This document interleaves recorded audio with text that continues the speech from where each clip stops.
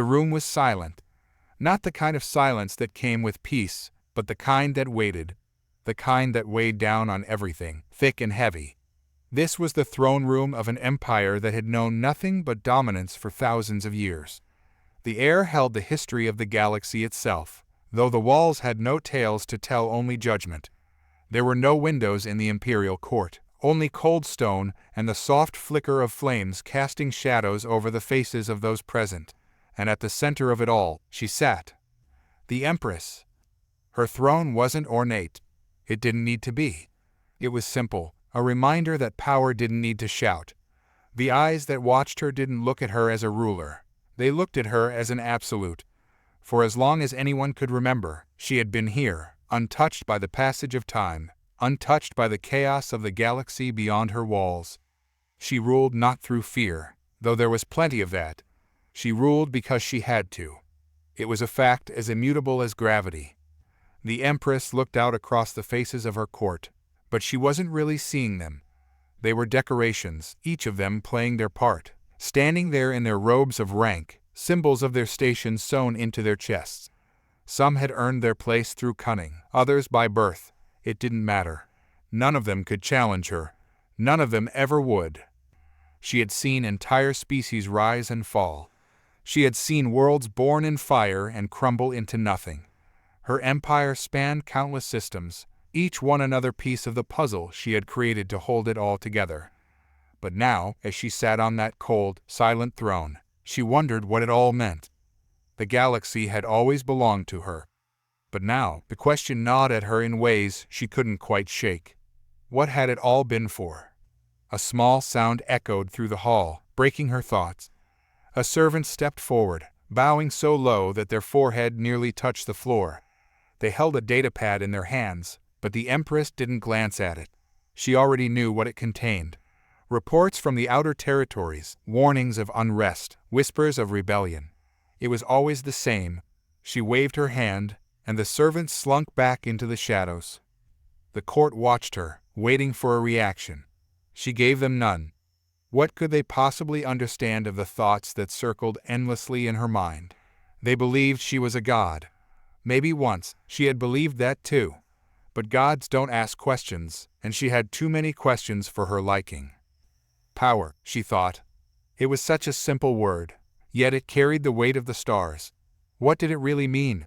Was it the ability to control others? To shape their lives and their deaths? Or was it something deeper, something that had always been just out of her reach? She had spent lifetimes enforcing the rule of her empire, an empire that had spread across the galaxy like a fire. And now it felt as if she were standing on the edge of something, looking out into a future that felt strange, unfamiliar. Her empire had been built on a system that allowed no room for doubt. At the top, she sat, alone. Beneath her were the lords, each one ruling over their own sector, keeping the people in line with promises and threats. Beneath them, the masses, who lived and died without ever knowing anything outside the borders of their world. It had worked for millennia. It was efficient. Brutal, but efficient, and now cracks were starting to show. She could sense it. The system she had created was no longer as airtight as it had once been. There was unrest, small ripples in the farthest reaches of her empire. Rebellions were nothing new. They happened, and then they were crushed. But this was different. This felt different. Something was changing, and she couldn't see what it was, and that bothered her. Her eyes moved slowly across the faces of the court, each one carefully avoiding her gaze. They feared her, of course. Fear was something they understood. But there was something else in their faces now, something that hadn't been there before. Doubt. They doubted her. She could feel it. It was subtle, but it was there, and that was more dangerous than any rebellion. She had always known that power was fragile. It was a truth she had learned long ago, before she had ascended to the throne. But knowing it and feeling it were two different things. Now, sitting on that throne, she felt it. The weight of it pressed down on her chest, made it harder to breathe. She hadn't felt this in a long time. Fear? It was absurd, she thought. There was nothing to fear. She had control. She always had control. But as the silence stretched on, It became clear that control wasn't the same thing it had been when she had first taken the throne. It had changed, just as she had changed, though she refused to acknowledge it. The servant who had brought the report was still standing in the shadows, waiting for her to dismiss him. She raised her hand, and he bowed once again before disappearing through a side door. The court continued to stand in silence, waiting for her to speak. She didn't. Instead, she let the silence linger, testing them. Would they dare to break it? Of course not. They were too well trained for that. They had spent their lives serving her, learning the rules of her court, the unspoken laws that governed every action, every word. And yet, she wondered, if given the chance, would any of them rise against her? Would any of them challenge the order she had spent so long maintaining? Her mind drifted back to the report, to the whispers of rebellion in the outer territories. It was nothing new. The outer worlds had always been difficult to control. They were far from the center of the empire, far from her reach. It took time for her commands to reach them, and by the time they did, it was often too late to prevent the sparks of dissent from growing into flames. Still, they had never posed a real threat. Until now. She felt it, deep in her bones. Something was coming. Something she couldn't see, and for the first time in centuries, she didn't know what to do. The court waited. She stood. Without a word, she turned and walked toward the doors at the far end of the room. They opened silently as she approached, and the cool air of the hallway beyond rushed to meet her. The court remained behind, still waiting, still silent. She didn't look back. As she walked through the halls of her palace, her thoughts circled back to power. She had built her empire on it, shaped it with her hands, forged it in the fires of war and conquest. And now she found herself wondering if it had all been an illusion. Was power something that could be held? Or was it always slipping through her fingers, like sand? She passed statues of rulers long dead, their faces frozen in eternal judgment. They had believed in power too. They had believed they were untouchable. But now they were nothing more than stone. She wondered if that was her fate as well, to be remembered only in the cold marble of history, her empire crumbling to dust. She stopped at a window, looking out over the city below. It stretched on for miles, a vast sea of buildings and lights, the heart of her empire. It had always seemed invincible, but now, standing here, she could see the cracks. They were small, almost invisible, but they were there, and they were growing. Her reflection stared back at her from the glass, and for a moment, she didn't recognize the face looking back at her. It was hard, cold, just like the throne she had left behind, and for the first time in a long time, she felt something stir inside her. Something she had long thought dead. Doubt. She turned away from the window and continued down the hall. There was no time for doubt. Not now. She had an empire to rule. But as she walked, the doubt followed her, a shadow she couldn't escape.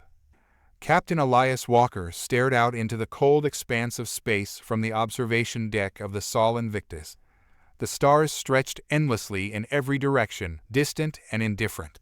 Humanity had come far, farther than anyone could have predicted. The supercarriers, with their immense hulls and cities within, drifted like metal giants through the cosmos, each one its own nation, its own power.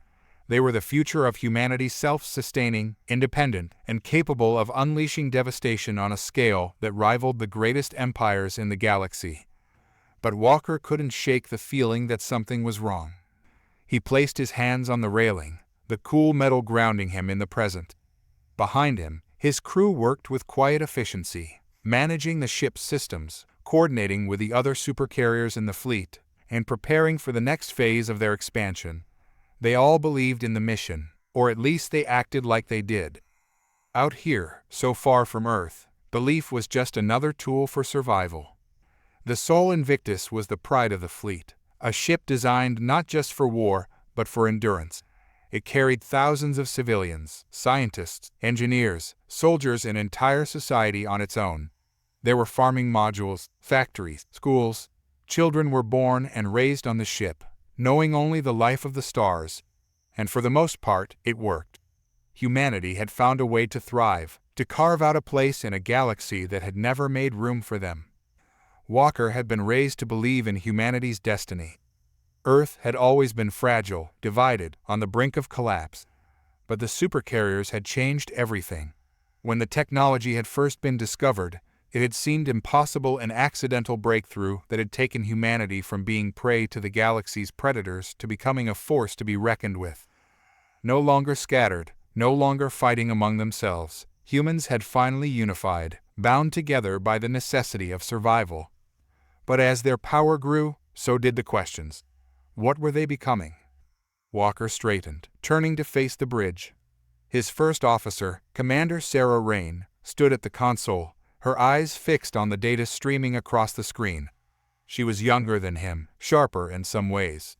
She had grown up in the era of the supercarriers, when humanity had already begun to push outward, to explore, to conquer.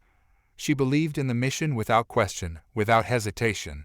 And that, more than anything, made Walker uneasy. "Any updates from the outer fleets?" Walker asked, moving toward her. Rain didn't look up. "Just routine reports. Sector 9 is secured. Sector 13 has seen some resistance, but nothing they can't handle." "And the local populations?" "They've been integrated, as expected." Walker frowned. "Integrated? You mean conquered?" Rain's jaw tightened slightly, but she didn't respond. Walker felt the familiar weight settle on his shoulders. He had known it would come to this, but that didn't make it any easier to accept. Humanity had started out as explorers, as survivors. But now, as they expanded, they were becoming something else. Something he wasn't sure he could live with. "They're sending a delegation from Earth," Rain continued, changing the subject. "Politicians, they want to discuss the next phase of expansion." "Expansion," Walker muttered. "That's all they care about now, isn't it?" "We have the power, Captain," Rain said, finally turning to meet his gaze. "We'd be foolish not to use it. The galaxy has never been kind to us. Why should we show mercy to those who would have destroyed us without a second thought?" Walker studied her face, searching for a crack in her certainty. He found none. "It's not about mercy," he said slowly. "It's about who we are, what kind of future we want to build. We can't just take and destroy everything in our path because we have the power to do it." Rain's eyes hardened. "And what would you suggest? That we sit back and wait? That we let the Empire regroup, strengthen, and crush us when they're ready? They would show us no mercy. You know that." Walker clenched his fist at his sides. He did know that. The empire of the Empress had ruled for millennia, and for most of that time, humanity had been nothing more than a distant, inconsequential species, left to fend for itself on the edge of the galaxy. The Empress had never seen them as a threat, and for a long time they hadn't been. But everything had changed when humanity had stumbled upon the ancient technology buried beneath the surface of Mars.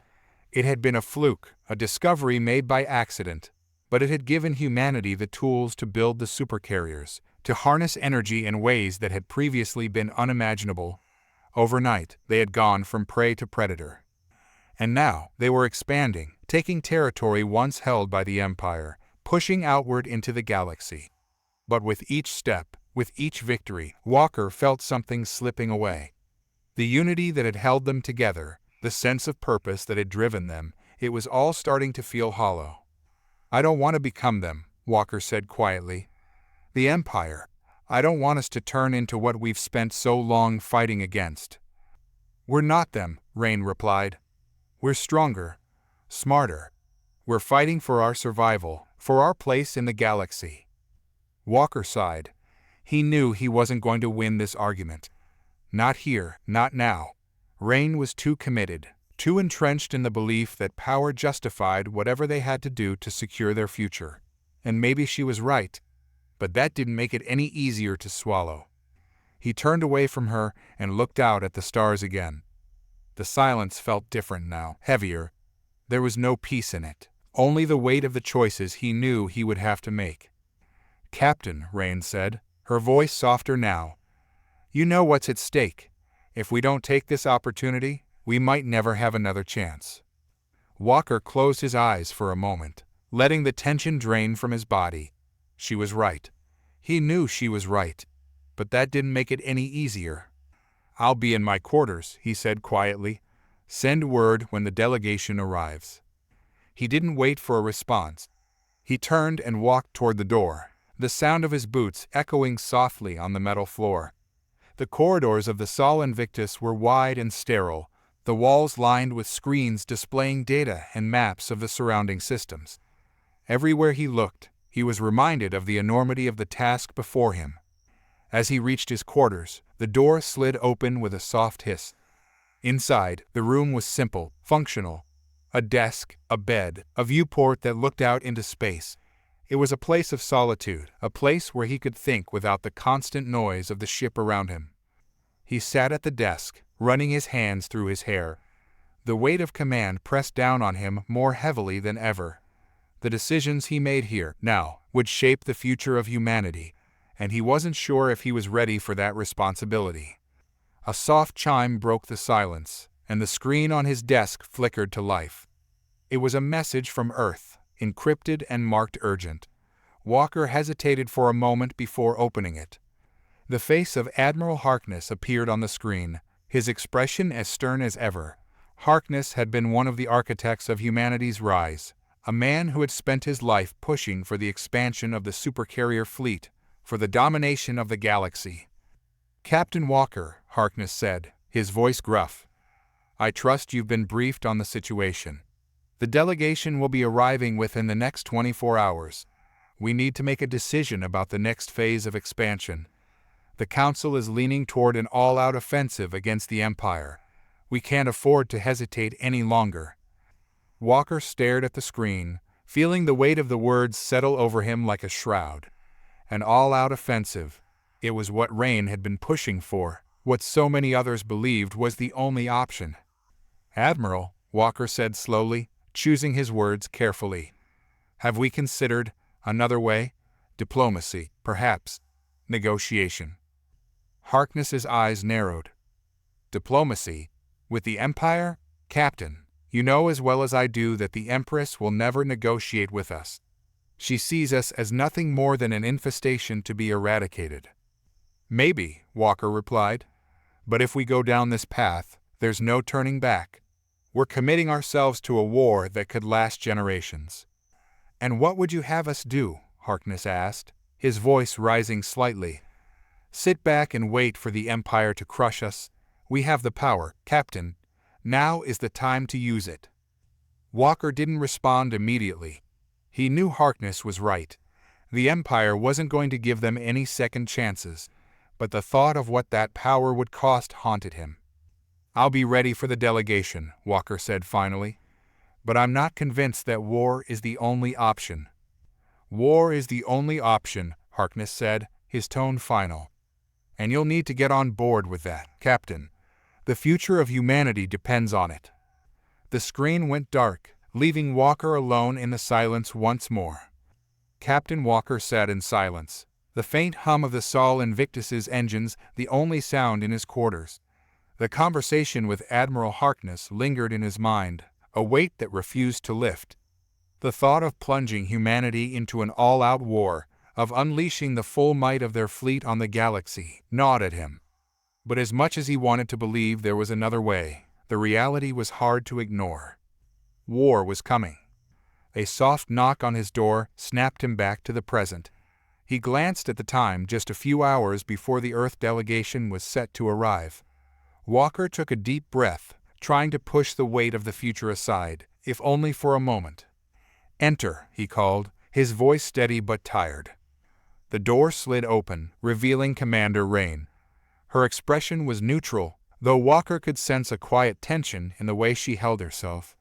Rain had always been good at keeping her emotions in check, but after years of serving together, he had learned to read the subtleties in her posture, her tone. "Captain, the fleet is assembling in preparation for the delegation," she said, stepping into the room. "We're expecting them within the hour. I thought you might want an update." Walker nodded, leaning back in his chair. "How's morale?" Rain hesitated for a moment, her eyes flickering with something unspoken. "The crew is ready, eager even. They've been preparing for this for months. Most of them are confident that we'll crush the Empire. And you? Walker asked, studying her face. Her jaw tightened. I think we have a chance, a good one. But it's not going to be easy. The Empire's fleet is vast, and they've been at this a lot longer than we have. Still, with the Supercarriers, we've got an edge. And we're smarter. Walker let out a slow breath. He wanted to share her confidence, but the weight of what was to come pressed down on him again. He had always believed in humanity's resilience, in their ability to adapt and survive. But this was different. This wasn't about survival anymore. It was about domination. Do you ever wonder if we're becoming the very thing we've fought against? Walker asked quietly, his eyes drifting to the stars outside the viewport. Rain frowned, crossing her arms over her chest. We're nothing like the Empire. They've ruled through fear and oppression for millennia. We're giving people a chance to be free, to live without the shadow of the Empress hanging over them. Are we? Walker turned to face her, his voice soft but insistent. We've taken worlds, Commander. We've imposed our will, our technology, on species that never asked for it. How is that any different from what the Empire has done?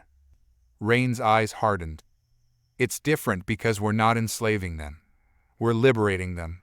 And yes, some of them might resist, but they'll see the benefits in time. They'll understand that we're offering them a future. A future on our terms, Walker murmured. What gives us the right to decide that? For a moment, neither of them spoke. The silence between them was thick, charged with the weight of unspoken doubts. Finally, Rain shook her head, her expression softening. You've always been the idealist, Captain. It's why people follow you. But you know as well as I do that ideals don't win wars. Power does, and we have it now. We need to use it. Walker didn't respond. He knew she was right, at least on some level, but that didn't make it any easier to accept. The soft chime of the intercom broke the silence. Captain, this is Lieutenant Hayes. The Earth delegation has arrived and is requesting permission to dock. Walker stood, nodding to Rain. I'll be there in a moment. Rain gave a brief salute before turning to leave, the door sliding shut behind her. Walker lingered for a moment longer, his mind still swirling with the questions he couldn't shake. He had a duty to his people, to his crew. He knew that, but the path they were on felt more dangerous than the Empire itself. Once they crossed the line into all-out war, there would be no going back. With a final glance at the stars, Walker straightened his uniform and made his way to the docking bay. The delegation from Earth arrived with all the fanfare Walker had expected. High-ranking officials, military advisors, and representatives from the United Nations filed out of the shuttle, their faces etched with determination. They were here to plan the next phase of humanity's expansion, to lay out the strategy for the inevitable clash with the Empire. Admiral Harkness was among them, his imposing figure cutting through the crowd as he approached Walker. The two men exchanged a brief nod, the tension between them palpable. Captain, Harkness said, his voice clipped and efficient. I trust you've been briefed on the situation. I have, Walker replied. We're ready for the meeting. Harkness gave a grunt of approval and gestured toward the corridor that led to the briefing room. Good. Let's get to it. Time is of the essence. As they made their way through the ship, the corridors buzzed with activity. Officers and crew members moved with purpose, their faces set in grim determination. They all knew what was coming. The only question was when. The briefing room was a large, sterile space, dominated by a holographic display of the galaxy.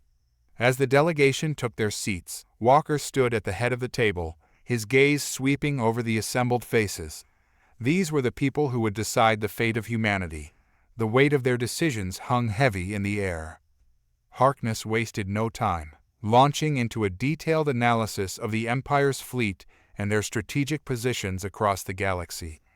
He spoke with the confidence of a man who had spent his life preparing for this moment, his voice steady as he outlined the plan for the first strike.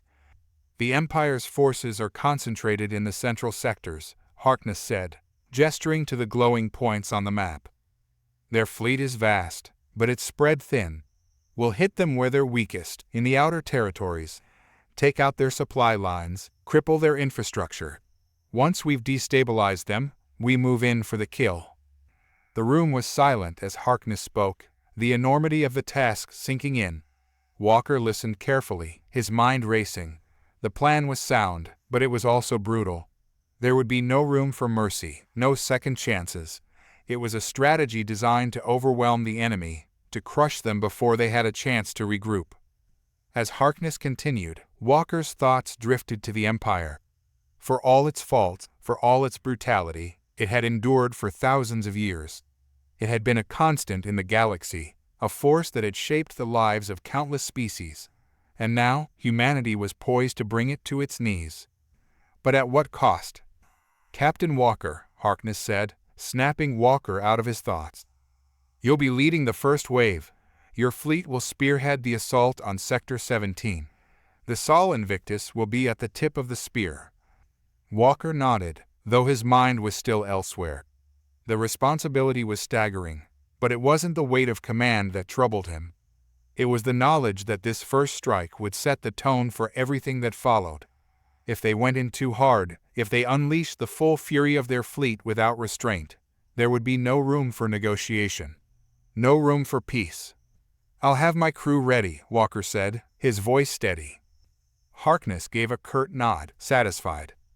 "Good. We move in 72 hours. Dismissed." As the delegation filed out of the room, Walker lingered, staring at the holographic map of the galaxy. His eyes traced the glowing lines that represented the Empire's territory, vast and ancient, and now, for the first time in its history, it was facing a real threat. But as Walker looked at the map, he couldn't shake the feeling that the real threat wasn't the Empire. It was them, humanity. Captain Walker stood on the bridge of the Sol Invictus, watching the stars shift as his ship prepared for the jump to Sector 17. Around him, his crew worked with calm precision, running final diagnostics, confirming battle readiness. There was an intensity in the air that Walker had felt before, but never quite like this. The stakes were higher now, the risks greater. They were about to face the Empire head-on for the first time, and the outcome of this clash would define the future for both humanity and the galaxy. He clenched his hands behind his back, taking in the familiar sounds of the bridge, the quiet beeping of control panels, the low murmur of voices, the occasional hiss of air from the ship's systems. It was routine, almost peaceful, but Walker knew that this calm was only temporary. Once they entered the battle zone, everything would change. "Captain, all systems are green," Commander Rain reported from her station. Her voice was steady, as always, though Walker could see the tension in the lines of her face. She was ready, eager, even, but she understood the gravity of what was coming. "Thank you, Commander," Walker replied. "Initiate the jump sequence." Rain nodded, and the bridge crew sprang into action. The stars outside the viewport began to blur as the Sol Invictus's engines hummed to life, preparing to tear through the fabric of space. Walker felt the familiar pull in his gut as the ship's massive frame shifted into faster-than-light travel, the stars stretching into long streaks of light. It would only take a few minutes to reach Sector 17, but those minutes felt like hours. Walker paced the bridge, his mind racing with thoughts of the battle to come.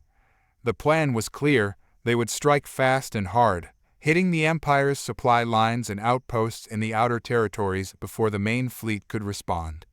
It was a tactical move, designed to destabilize the Empire and force them to divert resources away from the core systems. But no plan survived first contact with the enemy. Walker knew that better than most. "Captain," Rain said, breaking the silence, "we're coming out of the jump." Walker turned toward the viewport as the stars snapped back into focus, revealing the vast expanse of space ahead. In the distance, the Empire's outposts were visible as faint dots of light against the blackness, their defenses already beginning to mobilize. They had expected resistance, but the speed with which the Empire's forces were reacting was surprising. "Enemy fleet detected," Lieutenant Hayes called from his station. "Looks like they're ready for us." Walker frowned. The Empire's forces were more organized than they had anticipated. He had hoped for an element of surprise, but it seemed the Empress had been preparing for this. She was no fool. She had ruled for thousands of years by outmaneuvering her enemies at every turn.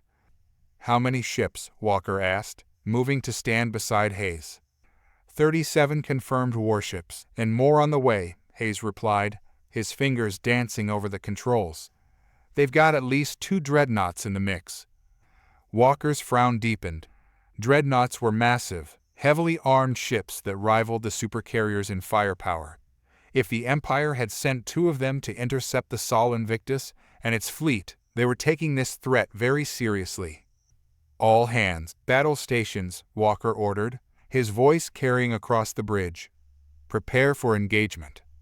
The bridge crew moved with swift efficiency, their training kicking in as the ship's systems shifted into combat mode. Walker could feel the subtle hum of the weapon systems powering up, the shields activating. The fleet around them was doing the same, the supercarriers and their escorts readying for the first strike. "Open a channel to the fleet," Walker said, his eyes still fixed on the enemy forces in the distance. A moment later, Rain nodded. "Channel open, sir." Walker stepped forward, his voice calm but firm. "This is Captain Walker of the Sol Invictus. We are about to engage the enemy for the first time. I don't need to remind you of what's at stake here. Humanity has fought for centuries to reach this point, to claim our place in the galaxy. Today, we show the Empire what we're capable of. Stay sharp, stay focused, and we'll get through this." Walker out. As the channel closed, the tension on the bridge grew even thicker. Walker could feel it in the air, in the way his crew moved with a sense of purpose that was almost electric. They were ready. This was what they had trained for, what they had prepared for. And yet, beneath it all, there was a sense of the unknown. No one knew exactly how this battle would play out. "Enemy fleet is moving into formation," Hayes reported, his voice tight. "They're getting ready for a full frontal assault." Walker nodded, his mind already racing through the tactical possibilities. The Empire's ships were fast, heavily armored, and well coordinated. They would try to outflank the supercarriers, using their speed to exploit any weaknesses in the human fleet's formation. But the supercarriers had power on their side, enough firepower to level a planet if needed. "Form up the fleet," Walker ordered. "Keep the supercarriers in tight formation and send the frigates to guard the flanks. We'll draw them in and hit them hard once they're committed." Rain relayed the orders, and the fleet shifted into position. The Sol Invictus took the lead, its massive hull gleaming in the starlight as it advanced toward the enemy. Around it, the other supercarriers followed, their escorts moving into protective formations. It was a calculated move, deliberate, methodical. The Empire's forces closed the distance quickly, their ships darting through space like predators circling their prey. Walker watched them on the tactical display, his mind working through the possible outcomes. The first clash would set the tone for the entire battle. If they could break the Empire's formation early, they would have a chance to take control of the engagement. "Fire control, prepare to target the lead dreadnought," Walker said, his voice steady. "Let's see how they handle the firepower of a supercarrier." "Target locked," Lieutenant Hayes confirmed, his fingers moving across the console. Walker waited, his eyes fixed on the tactical display as the Empire's ships drew closer. The tension on the bridge was palpable, every second stretching out into what felt like an eternity. And then, with a sudden burst of energy, the first salvo of weapons fire erupted from the Sol Invictus. The beams of energy lanced through space, striking the lead dreadnought with devastating precision. The ship's shields flared, absorbing the initial impact, but the supercarrier's firepower was overwhelming. Within moments, the dreadnought's shields collapsed, and a series of explosions rippled across its hull. "Direct hit," Hayes reported, his voice laced with satisfaction. "The lead dreadnought is down." A murmur of approval rippled through the bridge, but Walker remained focused. This was only the beginning. "Keep the pressure on," Walker ordered. "Target their command ships. We need to disrupt their chain of command." The human fleet moved in unison, their weapon systems firing in carefully coordinated volleys. The Empire's ships were fast, but they couldn't match the raw power of the supercarriers. One by one, the smaller ships began to fall, their shields overwhelmed by the relentless assault. But the Empire wasn't finished yet. The second dreadnought moved into position, its weapons lighting up as it unleashed a barrage of energy toward the Sol Invictus. The supercarrier's shields flared under the impact, but they held for now. "Shields at 70%, Rain reported, her voice tense. "Maintain course," Walker said, his eyes narrowing as he watched the second dreadnought. "We need to take that ship out before it gets too close."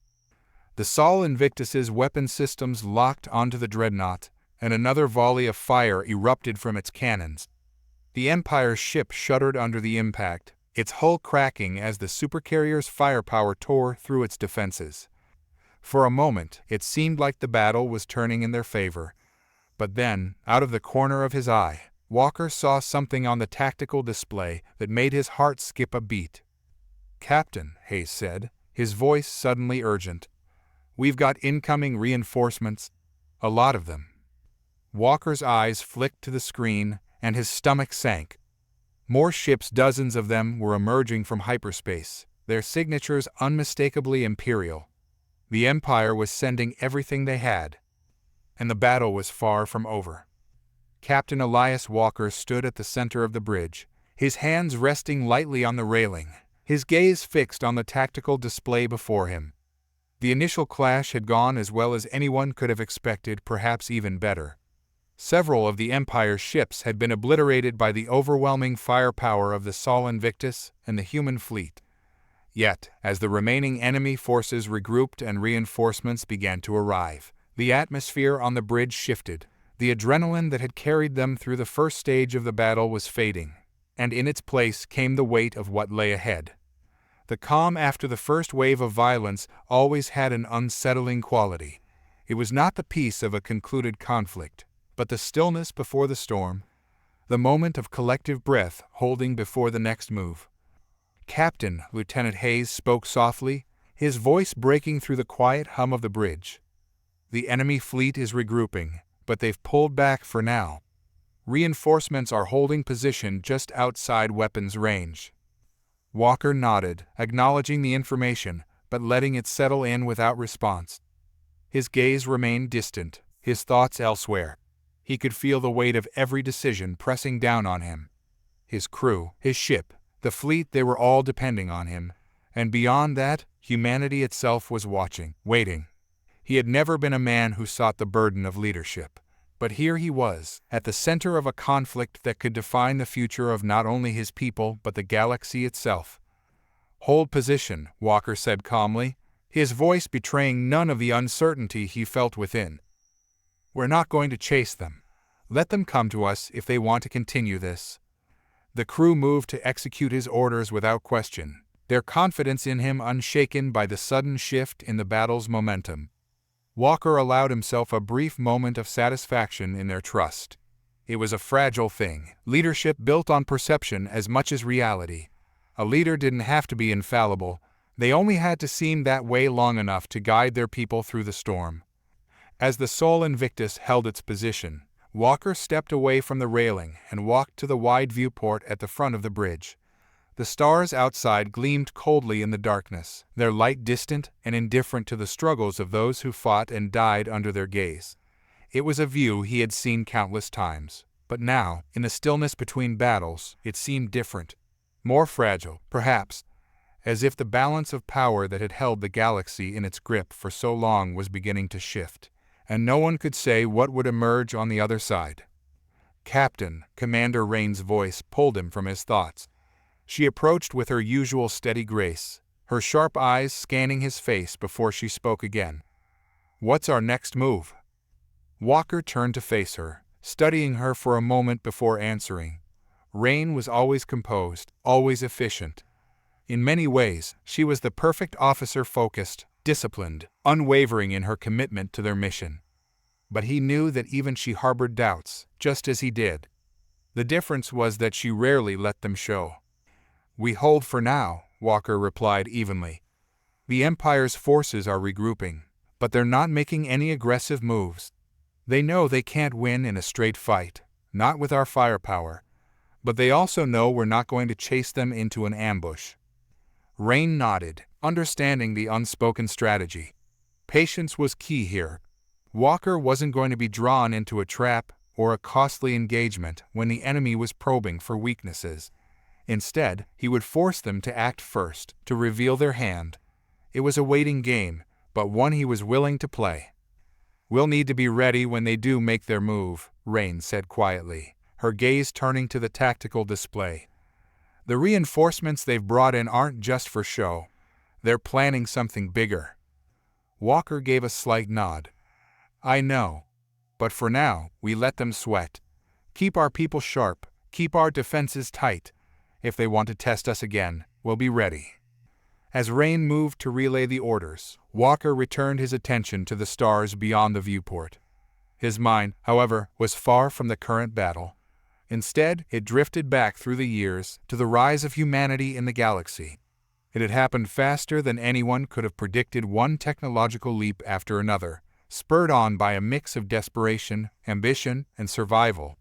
Humanity had always been a scrappy, resilient species, but now they were something more. They were a force, a superpower. And that power, Walker knew, came with its own set of burdens. He had never sought to command a fleet of supercarriers, never wanted the weight of leading humanity's forces into battle against an empire that had ruled for millennia. But here he was, making decisions that would shape the course of history. Decisions that, for all their tactical precision, carried a deeper, more troubling question: what right did humanity have to claim this power? He thought back to the conversations he'd had with his officers in the quiet moments between engagements, the philosophical debates that had become a regular part of life aboard the Sol Invictus. Were they liberators, fighting to free the galaxy from the grip of a tyrannical empire? Or were they conquerors, no different from the Empress and her forces, using their newfound strength to impose their will on others? It was a question that gnawed at Walker. Even in his moments of certainty, he could justify their actions in the name of survival, in the name of humanity's right to defend itself. But there was always a part of him that wondered if they were becoming the very thing they had sworn to oppose. The Empire, for all its brutality, had maintained order in the galaxy for thousands of years. The Empress, though ruthless, had been a master of power, bending it to her will with a precision that few could match. And now, humanity was challenging that order, upsetting the delicate balance that had held for so long. But at what cost? As he stood there, lost in thought, Walker couldn't help but reflect on the nature of power itself. It was a strange thing, elusive yet omnipresent. Those who held it were often shaped by it in ways they could never fully understand. It had a way of twisting even the noblest intentions, of corrupting even the most principled leaders. And once you had it, once you wielded it, there was no going back. The Empress had learned that lesson long ago. From the reports they had gathered, Walker knew that her rise to power had been anything but smooth. She had fought and clawed her way to the top, using every tool at her disposal: violence, manipulation, diplomacy to secure her position. Her empire had been built on the backs of conquered worlds, her rule maintained through fear and control. And yet, even she must have felt the weight of that power, the emptiness that came with it. Walker had seen it in his own way, though on a smaller scale. The more authority he gained, the more responsibility he shouldered, the more he found himself questioning the very nature of the role he played. Was power a gift or a curse? He didn't know. Perhaps it was both. Or perhaps it was neither. Perhaps it was simply a tool, one that could be used for good or ill, depending on the hands that wielded it. But even that felt like a simplification. Power had a way of shaping those who held it, of bending them to its will as much as they bent it to theirs. The Empress, for all her strength, was as much a prisoner of her own power as those she ruled over. And now, humanity was stepping into that same role, grappling with the same questions, the same dilemmas. They had fought to survive, to carve out a place for themselves in a galaxy that had long seen them as insignificant. But now, as they stood on the precipice of something greater, the question remained: what would they become? Walker's thoughts were interrupted by a soft chime from the console beside him. He glanced down, seeing the message from Commander Rain, The fleet was holding steady, all systems operational. There were no immediate threats, no signs of an impending attack. For now, they had time. Time to think, time to plan. Time to consider the implications of what lay ahead. But Walker knew that this calm would not last. The Empire was regrouping, preparing for the next strike. And when it came, the real test would begin not just of their tactical abilities, but of their very identity. Could humanity wield the power they had fought so hard to claim without losing themselves in the process? Could they rise to the challenge without becoming the very thing they had sought to overthrow? He didn't know, but he would soon find out. The stars outside the viewport gleamed, cold and unfeeling, and as the Sol Invictus drifted in the silence of space, Captain Walker stood quietly, waiting for the storm to break. The Empress sat in her private chamber, eyes closed, her breathing slow and measured. The events of the battle with humanity still echoed in her mind, and the weight of her empire pressed upon her. It had been centuries since she had felt the sting of true competition, an adversary capable not only of resisting but possibly surpassing her might. But it was not fear that gnawed at her now. No, it was something far more insidious, doubt. In the stillness of her sanctuary, she could almost convince herself that the galaxy beyond was quiet, that the wheels of her vast empire turned without flaw, that the humans were simply another anomaly to be crushed in time. But the illusion never lasted. Humanity had proven itself resilient, adaptable, and terrifyingly efficient. And while the stars outside might appear calm, her empire was anything but. A soft chime echoed through the chamber, pulling her back to the present. She opened her eyes, her gaze hardening as she waved her hand, summoning the holographic figure of her chief advisor, Lord Vorath. His form flickered into view before her, his head bowed in deference. "Empress," he began, his voice cautious, "there have been developments." Her eyes narrowed. Vorath had been with her for decades, a master of political maneuvering. When he chose his words carefully, it was a signal that something grave was at hand. "Speak plainly, Vorath," she commanded, her tone icy. "There is unrest in the High Council. Several members' old allies are beginning to question your focus. They believe you are too preoccupied with the human threat and neglecting the internal affairs of the Empire." The Empress felt a flicker of anger. She had seen this coming, of course. Ambition was a currency within her court, traded as often as power or influence. Still, it was infuriating that, in a time when unity was needed most, her so-called allies would indulge in petty treachery. "Names," she said coldly. Vorath hesitated for a moment before continuing. "Grand Marshal Koss is at the center of it. He and several key military leaders are convening in secret. They've grown restless, believing the human fleet is a distraction from more pressing concerns, the rebellion in the Outer Rim, for one." Koss. The name sent a chill down her spine. He had always been ambitious, but his loyalty had never been in question until now. She had trusted him with the defense of the Empire's core systems, and now, while the humans stood at her gates, he dared to conspire against her. "Why wasn't I informed of this sooner?" the Empress demanded, her voice low but dangerous. Vorath's gaze flickered briefly to the floor. "Their movements were subtle. I believed it would resolve itself without interference, but it appears they are bolder than anticipated." The Empress stood, her tall figure imposing even in the dim light of her chamber. "Summon Koss to me," she commanded, "and have him escorted by the royal guard. Make it clear that I am aware of his movements and that I expect his full cooperation." Vorath bowed deeply before his image flickered and disappeared. Alone again, the Empress allowed herself a brief moment of reflection. The humans were a threat, yes, but they were a manageable one. What threatened the Empire most was not the fleet of supercarriers lurking at the edge of her territory, but the cracks forming within her own walls. She walked to the large window that stretched across the room, staring out at the stars. They were distant, indifferent as always, yet she felt their weight more acutely than ever. For the first time in centuries, the stability of her empire felt uncertain. On the Sol Invictus, Captain Elias Walker faced his own internal storm. The battle against the Empire had left the crew both emboldened and uneasy. The thrill of victory had quickly given way to the harsh reality of what lay ahead. The Empire was regrouping, and every officer on board knew the next battle would be even fiercer. But it wasn't just the threat of war that troubled Walker.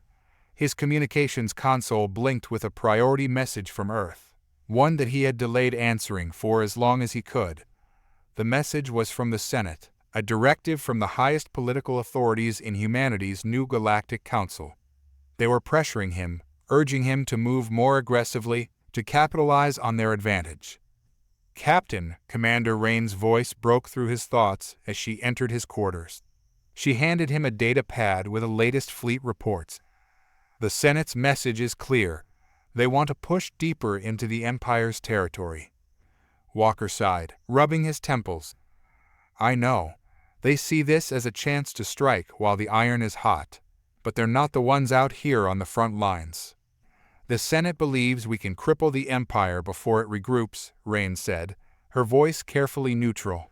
She knew Walker's hesitation well by now. "They're calling for a full-scale invasion." Walker stared down at the blinking light on his console. The directive was there, waiting for his acknowledgement. His orders were clear: press the advantage, invade the core systems of the Empire, and force the Empress to negotiate from a position of weakness or annihilate her forces entirely. It was the kind of decisive action that appealed to the political class back on Earth. But out here, in the vastness of space, things were different. War was never as simple as they made it seem in the Senate chambers. "Diplomacy is still an option," Walker said, though his voice lacked conviction. Rain looked at him, her eyes searching for the leader beneath the doubt. "Is it? We've made first contact through firepower, Captain. The Empress has shown no sign that she's willing to negotiate, and if we wait too long, we could lose the advantage." Walker rose from his chair and paced the length of the room, his thoughts swirling. He had always believed in humanity's right to defend itself, to carve out a place in the galaxy, but what was happening now went beyond that. They were no longer simply defending, they were expanding, conquering, and with each step, they risked becoming what they once feared. "What if we're wrong?" Walker asked quietly, almost to himself. "Wrong?" Rain echoed. "What if we're becoming no different than them? We fought so hard to free ourselves from the grip of powers like the Empire, but now we're turning into one ourselves." Rain's face softened slightly. "I don't think it's that simple. We're not here to enslave or dominate. We're here to ensure humanity's survival. The Empress would have seen us wiped out if she had the chance." Walker stopped, his gaze meeting hers. "And what if we push too far? What if we lose sight of why we started this in the first place? We're not conquerors, Rain." Rain stepped closer, her voice lowering. "We don't have to be. But if we don't act now, if we let this moment slip away, the Empress will regroup. And when she does, she won't show us mercy." Walker turned back to the blinking light on the console. The decision lay before him, but it wasn't as simple as the Senate believed. The weight of command was heavy, and the moral implications even heavier. He knew what the Senate wanted: victory at any cost. But for Walker, the cost was becoming harder to justify. Humanity had a chance to reshape the galaxy, to stand as a force for freedom and justice. But in doing so, they risked becoming the very thing they had sworn to resist. Walker pressed a hand to the console, feeling the cold metal beneath his fingers. The calmness of space stretched out before him, but beneath the surface, chaos brewed. The decision he made now would set the course for the battles to come, not just with the Empire, but within humanity itself. Back in the heart of the Empire, the Empress sat upon her throne, her court gathered before her in uneasy silence. The royal guard had escorted Grand Marshal Koss into the Grand Chamber, and now he stood before her, his head held high, his eyes defiant. He had not come in chains, but the presence of the guard was a clear signal to everyone present. This was no ordinary audience. "Koss," the Empress said, her voice cold and measured, "I understand you have concerns about the direction of the Empire." Koss met her gaze, unflinching. My Empress, I have always served you loyally, but the situation with the humans, it requires more decisive action. Our resources are being drained. The rebellions in the Outer Rim are growing stronger, and yet we focus our attention on a single human fleet. The Empire is at risk. The Empire has always been at risk, she replied, her voice a deadly whisper. And yet it stands, because I have made the decisions that others would not. Koss stepped forward, his tone bold. The humans are not our only enemy. If we weaken ourselves too much fighting them, we'll be vulnerable to revolt from within. The Council believes. The Council, the Empress interrupted, her eyes narrowing, will do as I command. Koss paused, his defiance tempered, but not extinguished. We need to stabilize the Empire, Empress. I ask that we reconsider our priorities. For a long moment, the Empress said nothing. The tension in the room was palpable, the weight of her silence bearing down on everyone present. When she finally spoke, her voice was quiet, but filled with a dangerous edge. Reconsider, she repeated, her gaze locking onto Koss. Perhaps I should reconsider your position. Koss paled slightly, but held his ground. The court watched in breathless silence as the Empress rose from her throne, descending the steps slowly, her eyes never leaving the marshal. You forget, Koss, she said softly, her voice carrying a deadly calm, who it was that brought order to this galaxy, who it was that united the fractured worlds of the Empire and kept the rebellion at bay. She stood before him now, her presence overwhelming. You speak of priorities, of threats, but make no mistake. The humans are the greatest threat we have ever faced. They challenge not only our military might, but the very foundation of our rule. Koss swallowed hard, his confidence wavering. I only wish to protect the Empire, Empress. And you will, she said, her voice suddenly gentle, almost a caress. But you will do so under my command. Is that understood? Koss bowed his head, the fight draining from him. Yes, Empress. Good, she said, turning away from him. Return to your post. And remember, Koss, I am watching. As he was led from the chamber, the Empress returned to her throne, her expression unreadable. The conspirators would be dealt with, one by one, until her position was secure once more. But even as she reasserted her authority, a deeper question gnawed at her. Power, she had learned long ago, was a fickle thing. It could be seized, it could be wielded, but it could never truly be controlled. As the court dispersed and the grand chamber emptied, the Empress sat alone in the quiet, her thoughts returning to the humans.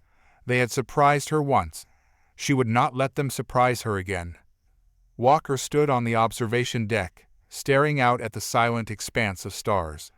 The quiet felt foreign to him after the chaos of battle, as if the universe itself was holding its breath.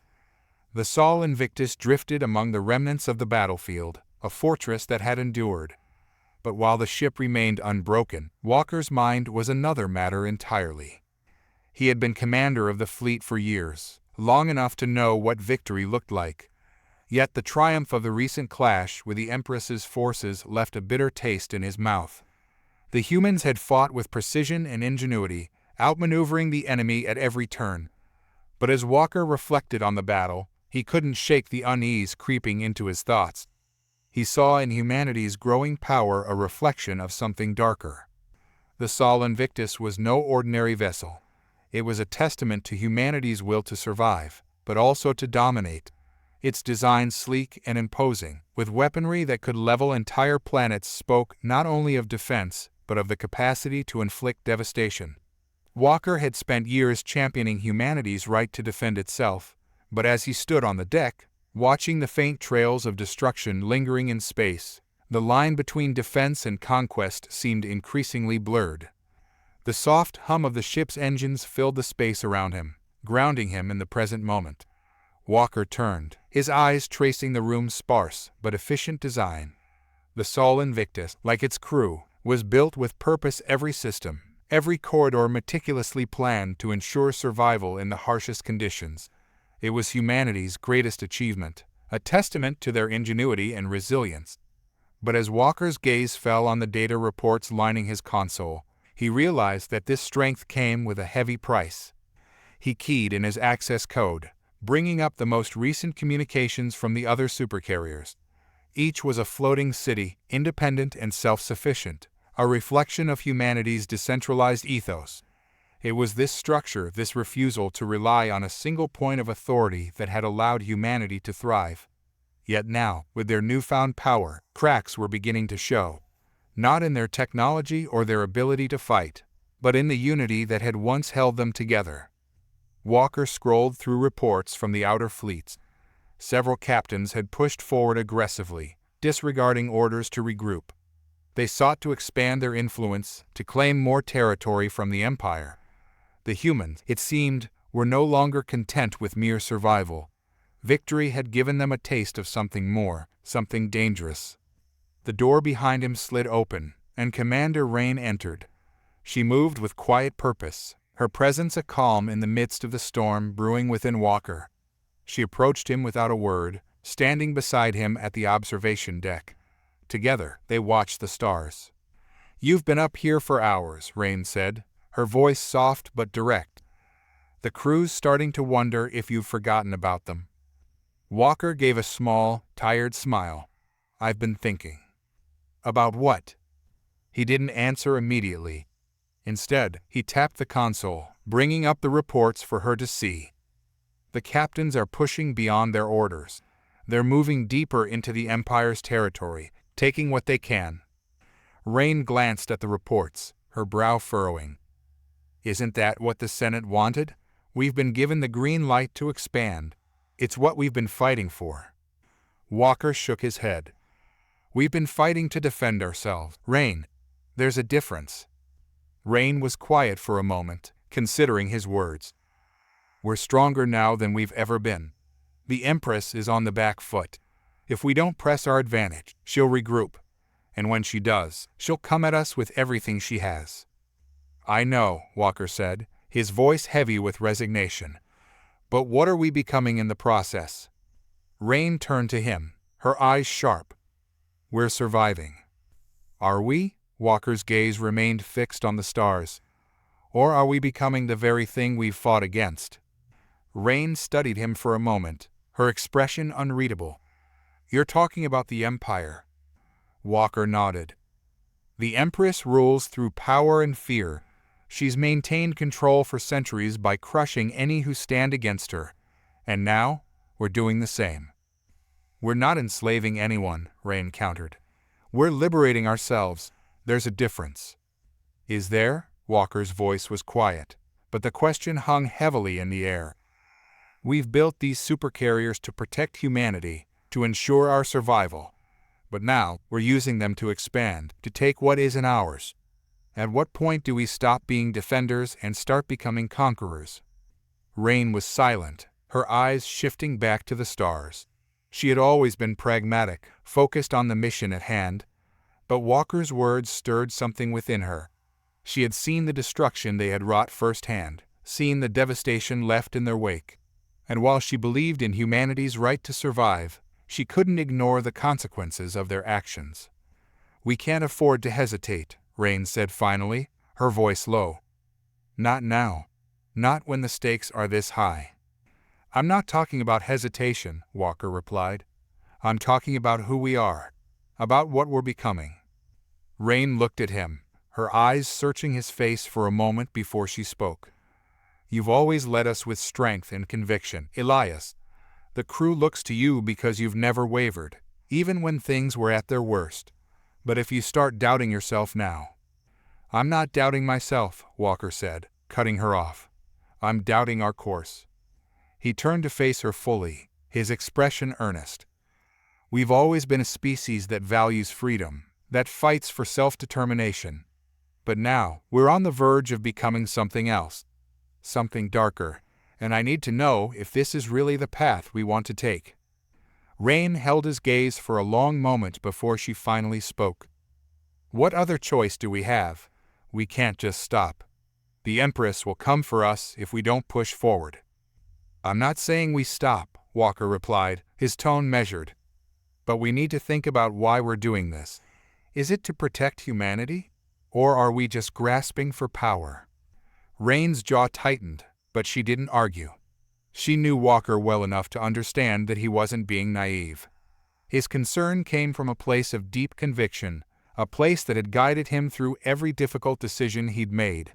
And yet, the reality of their situation was undeniable. The Empress was still out there, still a threat. They couldn't afford to back down now. "The Senate will never agree to slowing down," Rain said quietly. "They're already pushing for more aggressive action." Walker's expression hardened. "The Senate's only concerned with consolidating power. They don't care about the cost." "Maybe not," Rain conceded, "but they hold the cards." Walker turned back to the stars, his mind racing. The Senate had grown bolder with every victory, demanding more territory, more resources. And while they spoke of securing humanity's future, Walker couldn't shake the feeling that their motivations were rooted in something far less noble. "The Senate can push all they want," Walker said, his voice resolute. "But out here, I make the decisions."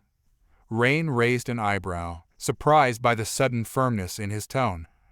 "You're planning to defy them?" "I'm planning to lead," Walker said simply.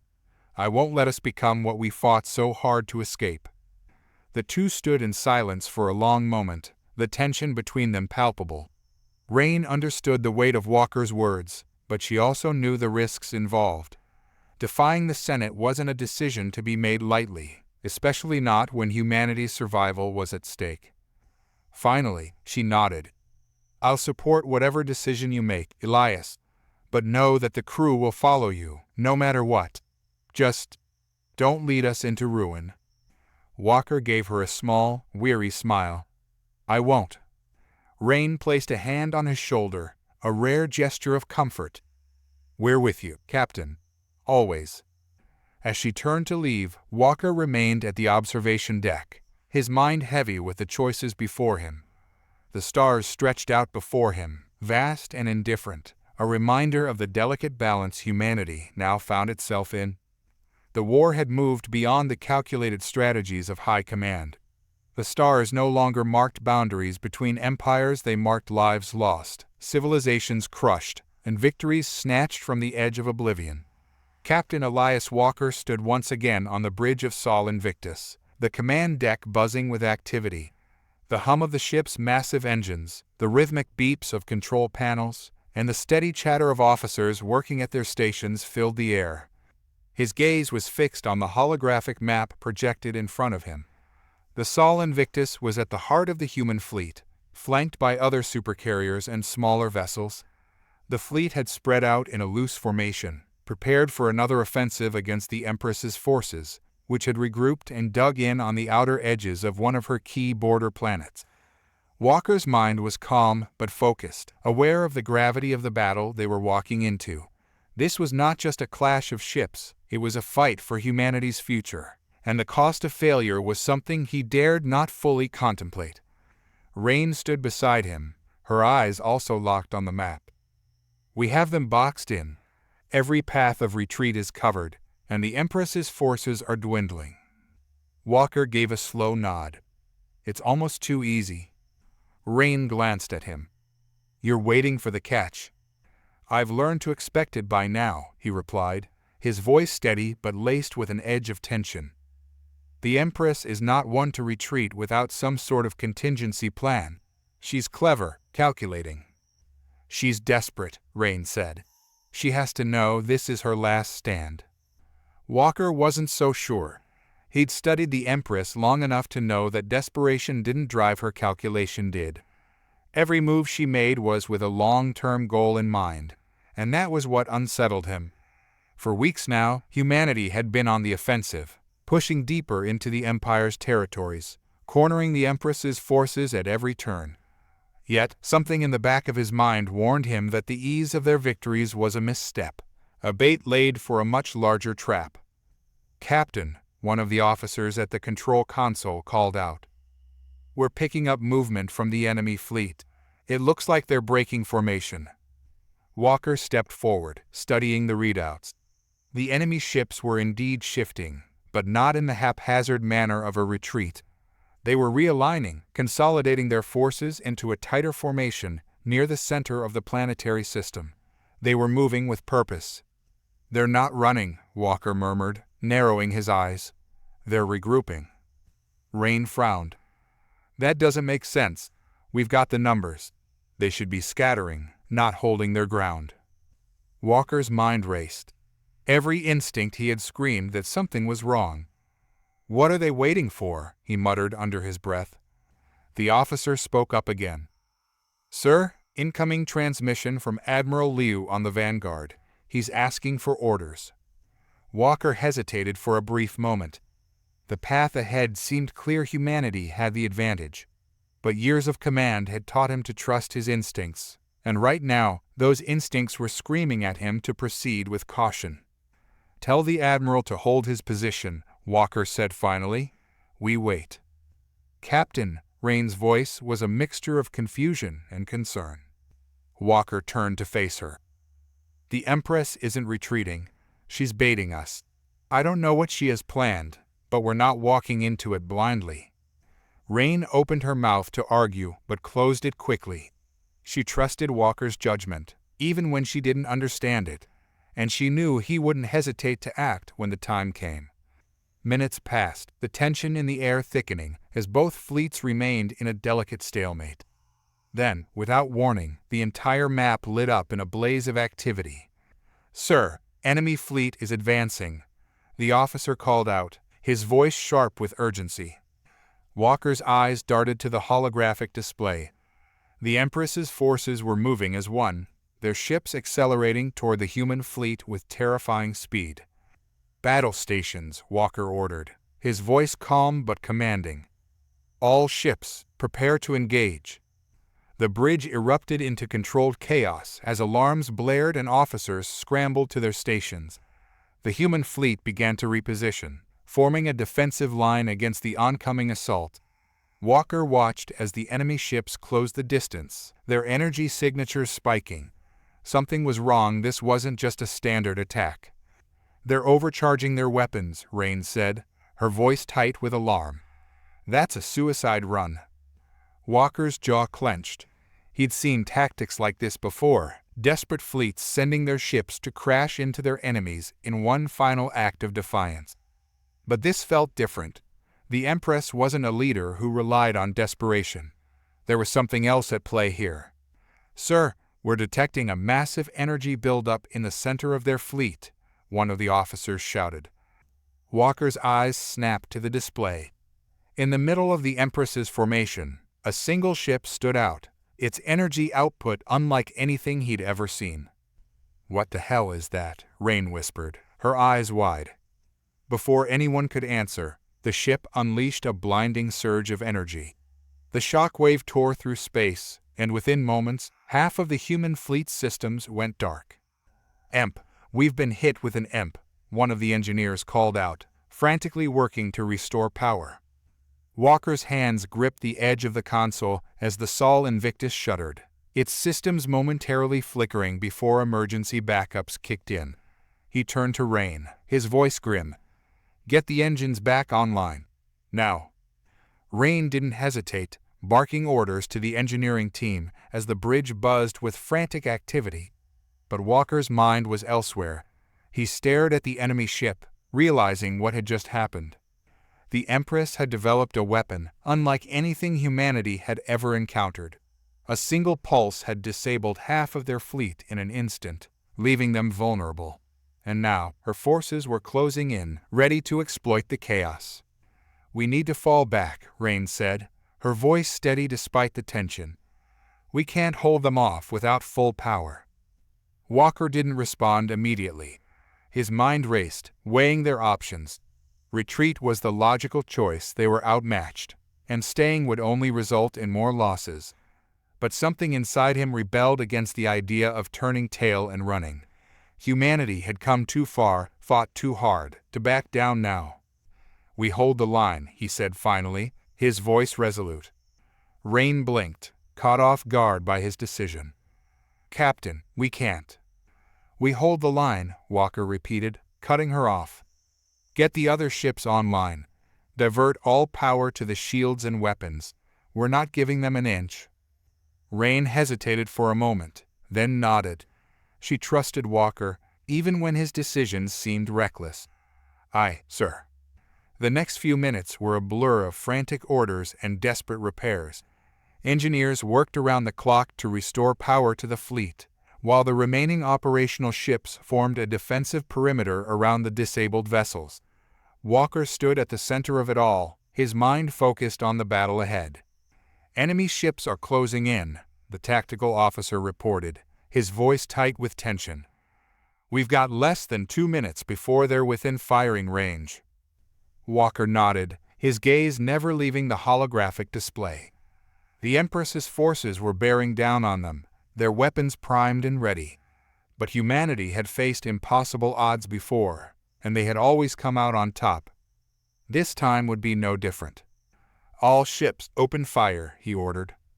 The human fleet unleashed a barrage of firepower, their weapons lighting up the darkness of space. Energy beams, missiles, and plasma bursts tore through the void, slamming into the enemy ships with deadly precision. But the Empress's forces didn't falter. They pressed forward, their shields absorbing the brunt of the attack as they closed the distance. On the bridge of the Sol Invictus, Walker watched the battle unfold, his heart pounding in his chest. Every decision he made, every order he gave, would determine the fate of the fleet and perhaps of humanity itself. As the enemy ships broke through the defensive perimeter, Walker felt a cold knot of dread settle in his gut. The Empress had played her hand, and it was a devastating one. If humanity was to survive this battle, they would have to adapt and fast. "Reroute all power to the forward shields," Walker commanded. "Prepare for impact." The Sol Invictus shuddered as enemy fire slammed into its shields, the force of the impact reverberating through the ship. Walker gritted his teeth, his hands gripping the console as he watched the energy readouts drop. But even as the situation grew more dire, Walker refused to back down. This was what it meant to lead standing firm in the face of overwhelming odds, even when every instinct screamed to run. The space battle that raged outside the Sol Invictus was more than just a fight for survival. It was a contest of wills.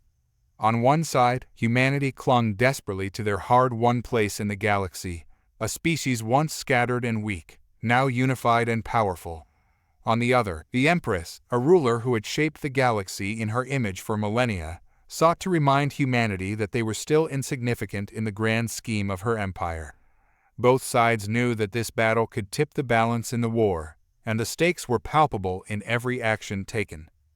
As Walker watched the holographic map, showing the furious exchange of fire between the two fleets, he couldn't help but think back to the moment when he had first taken command of the Sol Invictus. Then, humanity had been struggling just to survive, barely emerging from its infancy as a galactic power. Now, they had become a force to be reckoned with, but at what cost? Walker had always known that power came with consequences, but the magnitude of those consequences was becoming clearer with every passing moment.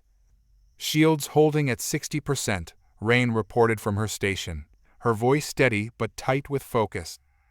"We've managed to stabilize most of the fleet, but we're still running at half power across the board." Walker nodded. "We hold out as long as we can," he said, his voice calm despite the chaos surrounding them. "We can't let them push us back any further. If we retreat now, it's over." Rain didn't argue. She knew better than to question Walker's resolve in moments like these. He had led them through more battles than she could count, and though his decisions often seemed reckless, they had a habit of paying off in the end. Still, she couldn't shake the feeling that they were teetering on the edge of disaster. The Empress had revealed her hand, and it was a devastating one. "Incoming transmission from the Vanguard," the communications officer called out. "Admiral Liu is requesting orders." Walker glanced at Rain, his expression grim. Admiral Liu commanded one of the most powerful ships in the fleet, but even he was struggling to hold his ground against the Empress's relentless assault. "Patch him through," Walker said. The holographic display flickered, and Admiral Liu's face appeared before them. His expression was one of barely contained frustration, his voice crackling with the tension of battle. "Walker, we're getting hammered out here. That EMP took out half our systems, and we're losing ships by the minute. We need to pull back and regroup, or we're going to be wiped out." Walker shook his head. "We can't retreat, Admiral. If we pull back now, the Empress will crush us before we have a chance to recover. We hold the line." Liu's eyes narrowed. "And what if that's exactly what she wants? What if we're playing right into her hands?" Walker clenched his fists, his mind racing. He understood Liu's concerns. He shared them. But something deep inside him refused to let go. "Admiral, I hear you. But if we retreat, we give her exactly what she needs: breathing room. We've got to hold out long enough to find a way to neutralize that weapon of hers." Liu looked skeptical. "And how do you propose we do that, Walker? We don't even know what it is, let alone how to stop it." Walker was silent for a moment, his eyes flicking to the sensor readings on the enemy's flagship, the source of the devastating EMP that had crippled their fleet. The energy signatures emanating from it were unlike anything he had seen before. Whatever the Empress had unleashed, it was beyond their current understanding. "I don't know yet," Walker admitted. "But I'm not ready to give up. We're not here to win every battle. We're here to win the war. And sometimes that means holding on when it seems impossible." Liu's face softened slightly, but he still looked unconvinced. "You better have a damn good plan, Walker, because right now we're fighting with one hand tied behind our backs." "I'm working on it," Walker said, the edge of determination returning to his voice. "Just keep your ships in formation and don't let them break through." The transmission ended, and Rain turned to Walker, her brow furrowed. "Do you actually have a plan, or are you just hoping for a miracle?" Walker's lips twitched in a half-smile. "A bit of both, to be honest." Rain shook her head, a wry smile playing at the corner of her mouth. "You're impossible, you know that?" "Yeah, I get that a lot," Walker replied, his tone light but his eyes focused on the enemy fleet. He couldn't afford to lose himself in doubt now. The stakes were too high, and he had been in tighter spots before. The difference this time was the sheer scale of the battle, the lives that hung in the balance. It wasn't just the survival of the fleet at risk, it was humanity's future. Walker's thoughts were interrupted by a sudden burst of energy on the display. One of the human ships, a frigate on the outskirts of the formation, had taken a direct hit from the Empress's forces. The ship erupted into a brilliant explosion, its debris scattering across the void. "Another ship down," Rain muttered under her breath. "We're running out of time." Walker didn't respond, his eyes fixed on the display. The Empress's forces were closing in, and the human fleet was weakening by the minute. But Walker knew that they couldn't simply retreat. Not yet. They had to buy time, to figure out a way to counter the Empress's new weapon. "Captain," one of the officers called out, "we're detecting a spike in energy signatures from the enemy flagship. It looks like they're preparing to fire again." Walker's heart skipped a beat. "Can we get our ships out of range?" The officer shook his head. "Not without leaving half of them behind." Walker's mind raced. He couldn't afford to lose any more ships, but if they stayed in the line of fire, they would be sitting ducks. "All ships, divert power to shields. Brace for impact." The bridge went silent as the crew waited for the inevitable. Walker's hands tightened around the edge of the console as he watched the enemy flagship on the display. A moment later, a blinding surge of energy erupted from the ship, racing toward the human fleet. The Sol Invictus shuddered violently as the blast slammed into its shields, the energy readouts dropping precipitously. Walker gritted his teeth, his muscles tensing as the ship absorbed the brunt of the impact. "Shields down to 40%, Rain reported, her voice calm but strained. "We can't take another hit like that." "I know," Walker replied, his mind already working on their next move. The Empress's weapon was too powerful to counter with brute force. They needed another way to neutralize the threat without getting caught in the crossfire. "Rain," Walker said suddenly, his voice sharp. "Pull up the schematics on the enemy flagship. I want to see everything we've got on that weapon." Rain frowned, but complied, tapping away at her console. A moment later, the schematics of the enemy ship appeared on the display. Walker studied the layout, his eyes narrowing as he searched for any potential weaknesses.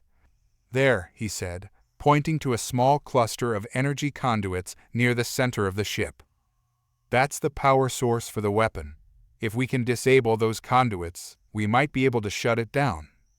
Rain raised an eyebrow. "And how exactly do you plan to get close enough to do that?" Walker's lips curved into a grim smile. "We're going to hit them with everything we've got." Rain stared at him for a moment, then shook her head. "You're insane."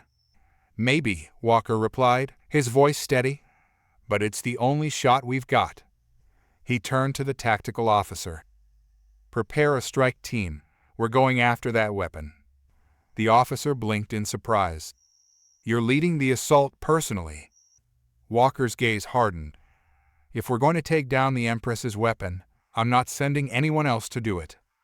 The bridge fell silent as the crew processed the gravity of Walker's decision. Rain stepped forward, her voice low. "You're really going through with this, aren't you?" Walker nodded. "We don't have a choice." Rain stared at him for a moment, then sighed. "I'll prep the shuttle." As she turned to leave, Walker called after her. "Rain." She stopped, glancing back over her shoulder. "Make sure the fleet's ready to cover us," he said. "We're not going down without a fight." Rain gave a small nod, her expression unreadable, before disappearing into the corridor. Walker took a deep breath, his mind racing as he prepared for the mission ahead. This wasn't just about taking down the Empress's weapon, it was about sending a message. Humanity would not be broken. The ship's lights were dim in the command quarters of the Sol Invictus. The soft hum of the vessel's systems offered a steady backdrop to Walker's thoughts, but inside, his mind was anything but calm. Sitting alone at the small table, he stared at the holographic display in front of him, lost in memories. The crew was preparing for the next phase of the campaign, yet Walker couldn't shake the weight of reflection that had settled over him.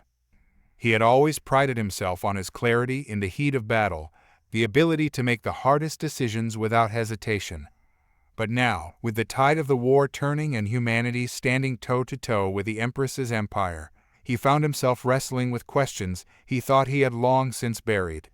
It wasn't just about survival anymore, it was about what they had become. Walker keyed the display, and an old image appeared, a snapshot of Earth's first encounter with the galactic community. The photograph was grainy, from a time when humanity had just begun to send out exploratory ships beyond their own solar system. What they found had been both awe-inspiring and terrifying, not the hopeful alliance with other species that many had dreamed of, but a galaxy that had already been shaped by the iron grip of the Empress's empire. The fear and suspicion that followed that first contact had changed everything.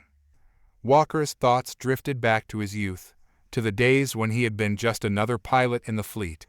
He had been born into a world still reeling from the shock of those early encounters with alien civilizations. They had all grown up with stories of the Empress's empire, tales of planets subjugated, cultures erased, and entire species enslaved. The galaxy was vast, but for humanity, it had always felt small, confined by the knowledge that they were not truly free. He remembered the day his father had taken him to see one of the old cities, ruins left behind by one of the Empire's early incursions into human space. The devastation had been complete: skyscrapers reduced to rubble, homes abandoned, and lives lost. The Empire had arrived, and humanity had not been ready. It was a sobering reminder that no matter how far they had come, they had once been weak, vulnerable. Walker leaned back in his chair, closing his eyes. His father's voice echoed in his mind, stern but filled with a quiet determination. "Never forget where we came from, Elias. Never forget what they did to us." That message had stayed with him throughout his career, driving him to push humanity forward, to ensure they would never be vulnerable again. But now, as he sat in command of one of the most powerful ships in the galaxy, Walker couldn't help but wonder if they had gone too far. The human fleet had become a force of unmatched strength, their supercarriers each capable of leveling entire planets. In their quest for survival, had they sacrificed the very thing that made them human? He rubbed a hand over his face, trying to shake the questions that gnawed at him. There was no time for self-doubt, not now, but it was becoming harder to ignore the growing unease in his gut. He wasn't the only one who felt it. He had seen it in the faces of his crew, in the quiet conversations held in the mess halls, and in the way some of his officers hesitated when giving orders. They were fighting for survival, but the lines between defense and conquest were becoming blurred. Rain had confronted him about it once, after a particularly brutal engagement. At what point do we stop being the underdog, Walker? When do we become the very thing we're fighting against? He hadn't had an answer for her then, and he still didn't. But the question lingered, as persistent as the stars outside the ship's hull. Walker keyed the display again, pulling up a different file. This one was classified, buried deep within the military archives. It showed the first diplomatic attempt humanity had made with the Empire. It had been a disaster. The Empress's representatives had not come to negotiate, they had come to dictate terms. Humanity was given two choices: submit to the Empire's rule or be crushed under its might. The scars of that encounter had shaped everything that followed. Every technological leap humanity made, every supercarrier they built, every alliance they forged was driven by the memory of that moment. They would not submit. They would never submit. But in their defiance, they had become something else, something harder, colder. The unity that had once been their greatest strength was now a source of tension. The decentralized nature of their fleet, with each supercarrier acting as its own sovereign entity, had been meant to prevent any single leader from holding too much power. But now, as humanity's influence spread across the galaxy, those divisions were becoming more pronounced. Walker knew it wasn't just about the fleet. Back on Earth, the political factions were growing more aggressive, each one vying for control of humanity's future. The war with the Empress was providing them with a perfect excuse to consolidate power. If they won, Walker wasn't sure what kind of world they would be left with. He had seen the same pattern in the Empire. The Empress's rule had not always been so absolute. In the early days, she had relied on the support of other species, forging alliances and granting them autonomy in exchange for loyalty. But as her power grew, so did her need for control. Over the centuries, those alliances had withered, replaced by fear and oppression. Walker couldn't help but draw parallels to his own position. He had risen through the ranks, earned the respect of his peers, and now commanded the most powerful fleet humanity had ever assembled. But at what cost? He had made choices, hard choices, that had kept them alive. Yet the weight of those decisions was starting to press down on him in ways he hadn't anticipated. He had never set out to become a conqueror, but the line between survival and dominance was razor thin. And as the war dragged on, he feared they were crossing it without even realizing. A soft chime from the console broke his reverie. Walker opened his eyes and straightened in his chair. It was a message from Rain, a reminder that the briefing with the other fleet commanders was about to begin. With a sigh, Walker stood, running a hand through his hair as he prepared to leave the solitude of his quarters. As he made his way to the bridge, his thoughts drifted to the Empress. She had ruled for millennia, a figure of near mythical power. Yet, in their recent encounters, Walker had glimpsed something beneath her calculated exterior doubt. The Empress had built her empire on the foundations of fear and control, and for centuries it had worked. But now, with humanity challenging her for the first time, cracks were beginning to show. Walker had seen it in the way she reacted during their last battle, in the way her forces had faltered when faced with humanity's resolve. She was no longer the unshakable ruler she once was. In a way, they were both caught in the same trap, prisoners of their own power, forced to uphold the systems they had created. The war was no longer just about territory or survival. It was a battle for the soul of their respective civilizations. As Walker stepped onto the bridge, the crew fell silent, their eyes turning to him. He could see the weight of the war etched into their faces, the same questions and doubts that plagued him reflected in their expressions. "Let's get to work," he said quietly, taking his place at the center of the command deck. The briefing began, but Walker's mind remained elsewhere, lost in the echoes of the past. The choices they had made, the sacrifices they had endured, all of it had led them to this moment. But as he looked out at the stars, he couldn't help but wonder if they had lost something along the way, and whether they would ever be able to find it again. Walker took his seat on the command deck, gazing across the holographic star map that filled the room. Fleets, planets, in distant star systems glowed softly in the projection, a representation of the vastness of the galaxy, a galaxy now torn between humanity and the Empire. He watched the light points flicker, moving in and out of alignment as they tracked the positions of both the human and Imperial forces. His hands rested on the armrests of his chair, fingers brushing the worn fabric, a small detail, but one that reminded him of the years he had spent aboard Sol Invictus, steering humanity through an uncharted future. "Captain," Rain's voice broke through his thoughts, pulling him back to the present. She stood at his side, her expression as guarded as always, though there was an intensity in her eyes that mirrored his own. "We're ready to begin the briefing." Walker gave a short nod and signaled for the lights to dim. The glow of the star map brightened in contrast, casting long shadows around the room. His senior officers gathered around, their faces illuminated in the soft blue hue of the projection.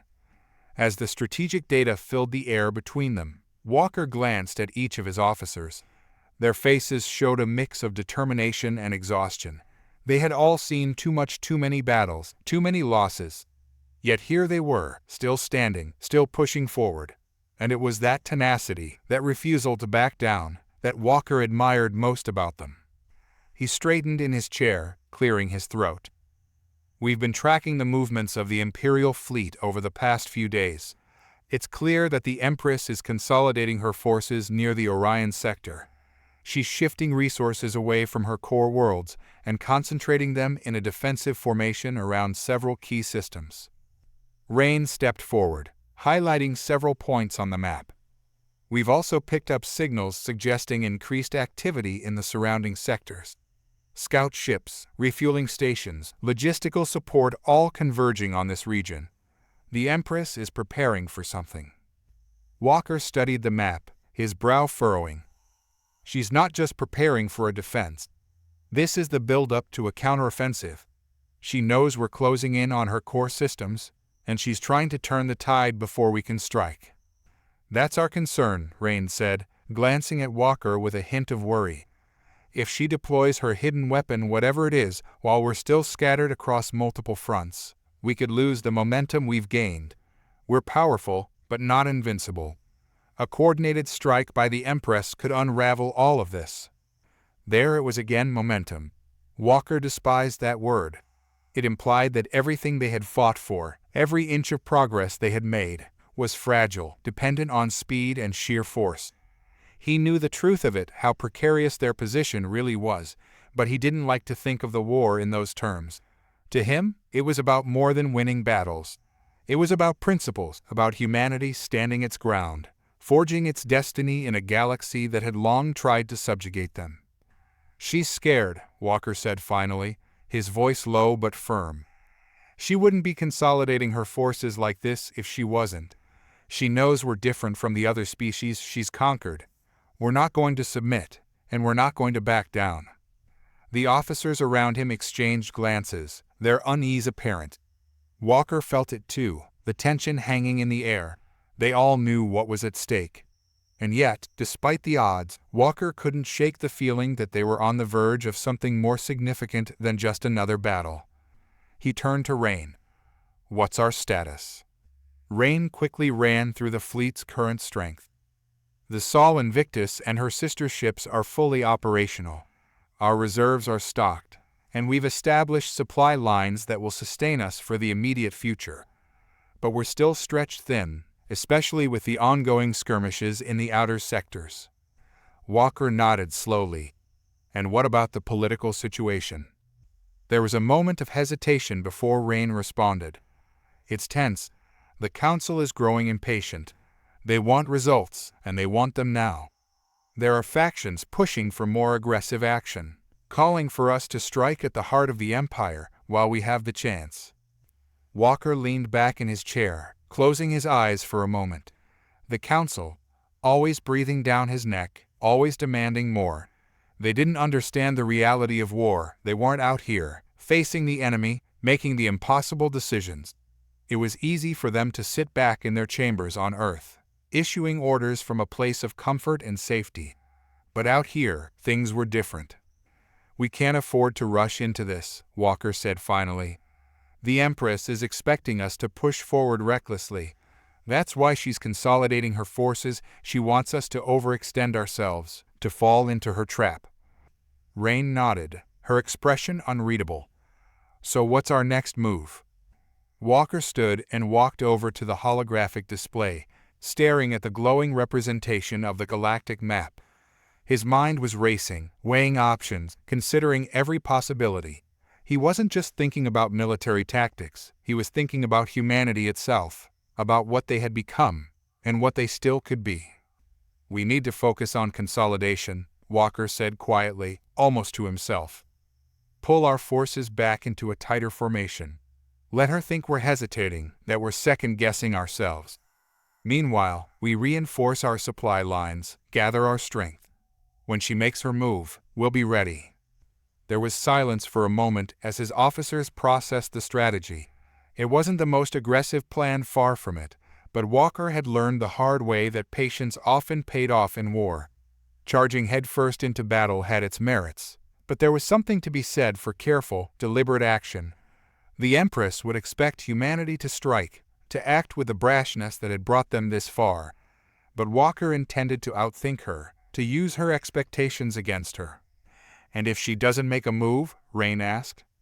"She will," Walker replied, his gaze still fixed on the map. "She has no other choice." The officers began discussing the finer details of the plan, but Walker remained silent, lost in his thoughts.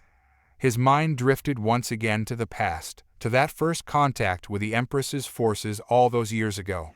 Humanity had been so naive then, so full of hope and fear in equal measure. They had believed they could find a place in the galaxy, that they could negotiate with the Empress, find some common ground. But the Empress had shown them no mercy. She had dismissed them as little more than an annoyance, a primitive species to be subjugated or destroyed. Walker had never forgotten that lesson. It had been the turning point for humanity, the moment they realized that survival meant embracing the harsh realities of the galaxy, becoming stronger, smarter, and more ruthless. Now, as the war dragged on, Walker wondered if they had gone too far. In their quest to survive, had they become something else entirely? Something unrecognizable?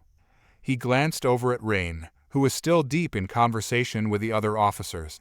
She had always been his anchor, the one person who understood the burden he carried.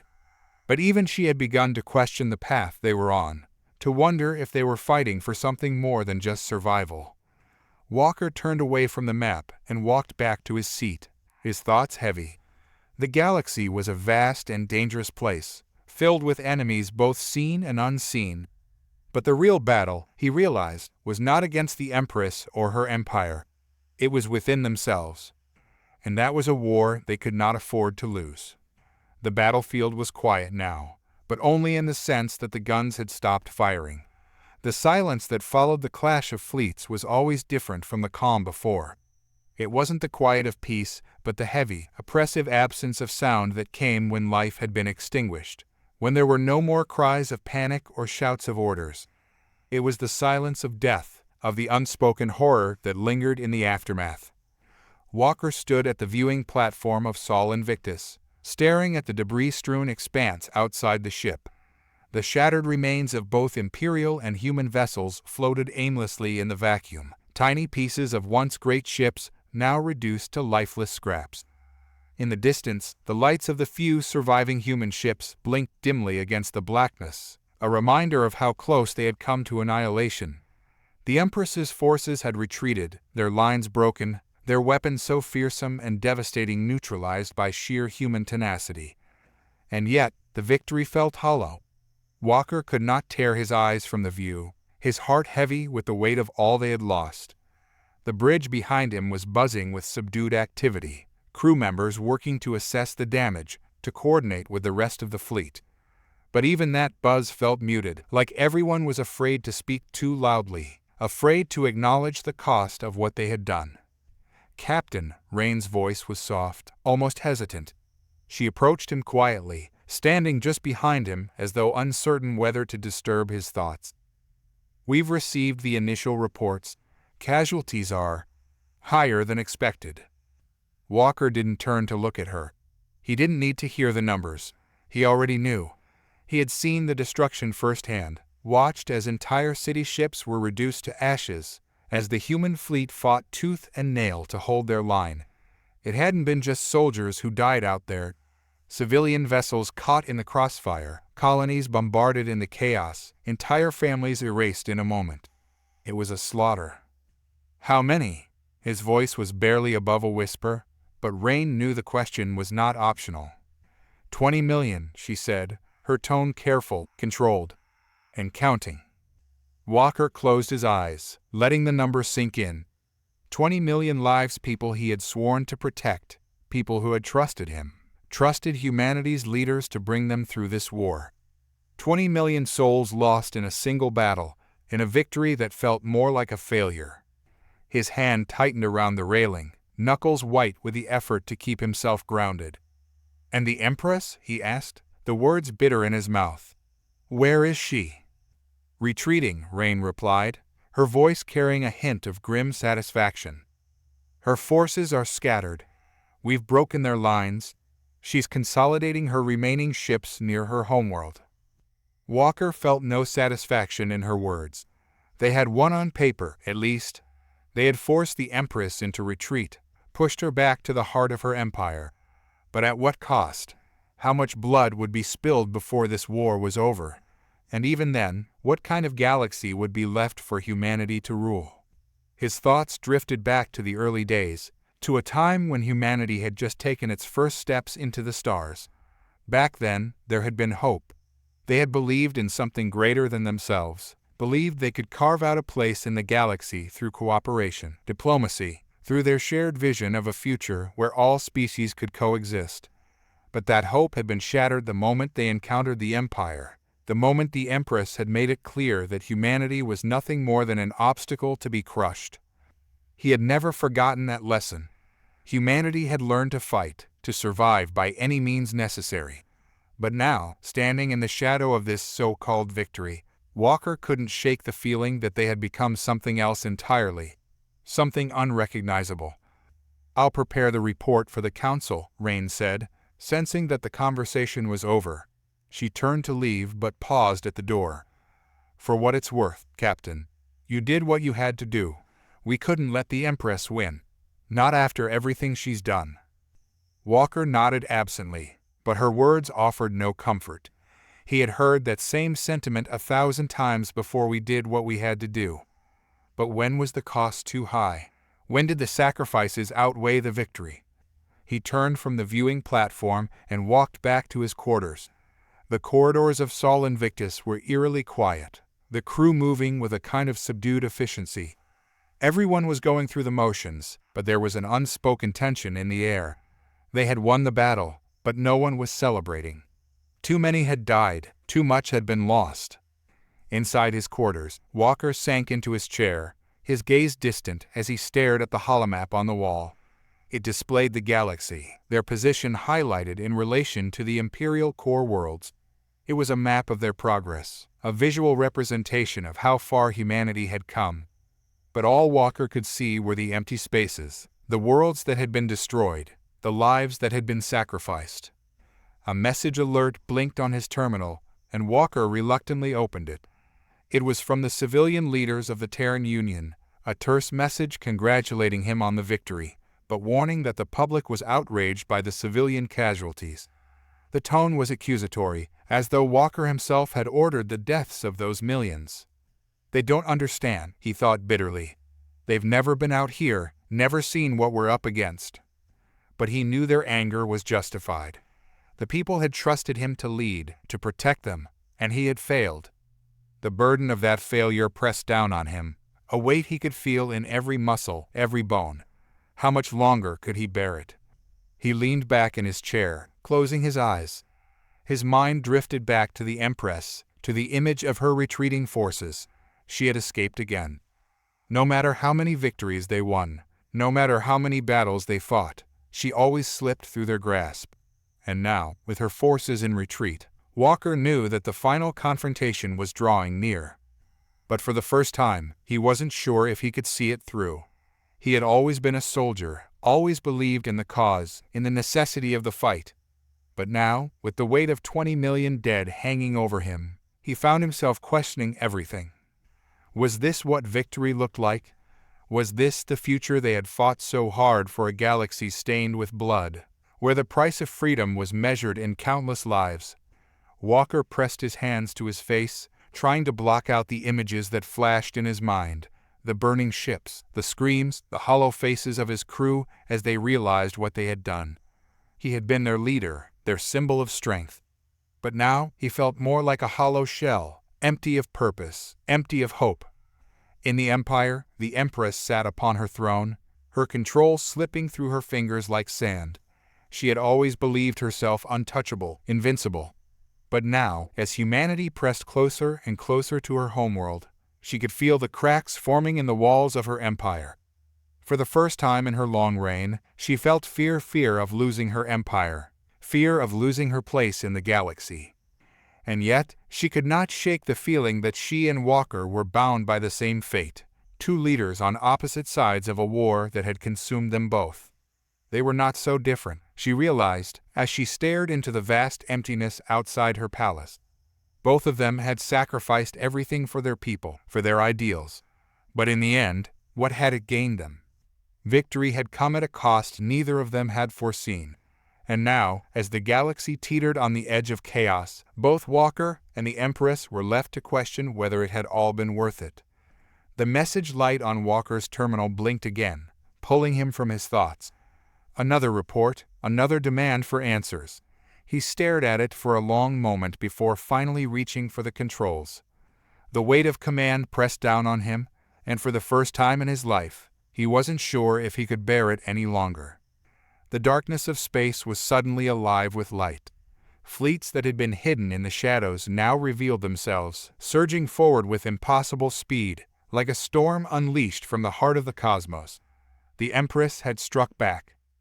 On board the Sol Invictus, Walker watched the unfolding chaos through the tactical display.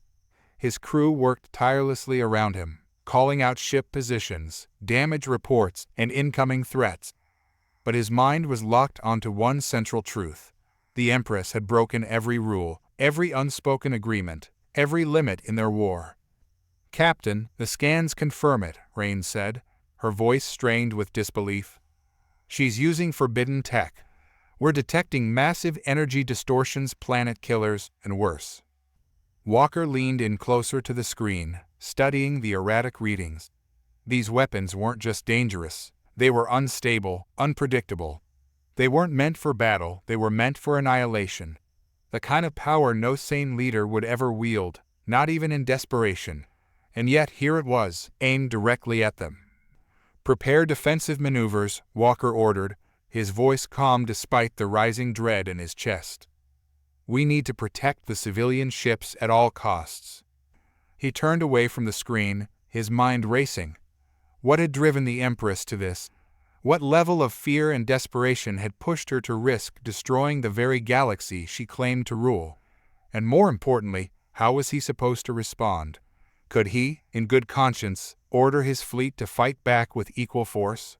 "Sir," Rain interrupted his thoughts, her face pale as she looked up from her console.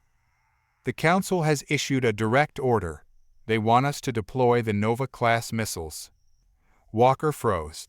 The Nova-class missiles were humanity's last resort, their own version of a forbidden weapon designed to wipe out entire star systems in a single strike. They had been created as a deterrent, something never meant to be used. But now, the Council wanted to retaliate. They wanted to match the Empress's desperation with their own. "Are they insane?" Walker said, his voice barely controlled. "If we use those, we're no better than her." Rain didn't answer, her silence more telling than any words she could have offered. Walker sat back in his chair, his thoughts churning. The battlefield outside was a hellscape, ships from both sides tearing each other apart. But his war was being fought here, in his mind. He could order the strike, unleash the missiles, and end the threat. But the cost? Millions of lives. Entire planets reduced to dust. He would be doing exactly what the Empress had done, crossing a line that could never be uncrossed. But if he didn't act, if he hesitated, it wouldn't just be his fleet that suffered. The civilians, the colonies, everything they had fought to protect, they were all at risk. The Empress had shown she was willing to burn it all down rather than lose. "Captain," Rain said again, softer this time, "we're running out of time. You have to make a decision." Walker looked at her, then back at the tactical display. His hand hovered over the command interface. It would be so easy to give the order, to end it all in one devastating blow. But he couldn't shake the image of what would follow. The silent, empty void where life once existed. The faces of those who trusted him to lead, to protect. Would they understand? Could he live with the weight of those lives on his conscience? What kind of leader am I becoming? The question echoed in his mind, a nagging voice that refused to be silenced. On the other side of the galaxy, the Empress sat on her throne, her cold eyes fixed on the holo display in front of her. The battle raged, but she remained eerily still, like a statue carved from the stone of a dead world. Around her, her advisors whispered nervously, their voices a chorus of fear and confusion. They couldn't understand what she was doing, why she had resorted to such drastic measures. They didn't need to. She had seen the future, and in that future, there was no place for weakness, no place for hesitation. The humans had backed her into a corner, forced her to make choices she had never wanted to make. And now, she would show them the consequences of their arrogance. "Your Majesty," one of her generals said, stepping forward cautiously. "The forbidden technologies are unstable. If we continue this course, we may—" "We will win," the Empress said, cutting him off. Her voice was calm, measured, as though she were discussing the weather rather than the possible extinction of entire star systems. "That is all that matters. But the risks—" "There are always risks, General," she said sharply, turning her gaze to him. "We did not build an empire on caution. We built it on power. And power must be demonstrated." The general bowed his head, stepping back into the shadows, his fear palpable.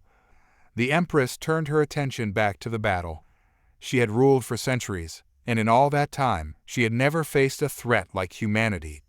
Their defiance, their refusal to bow to her will, it was an insult she could no longer tolerate.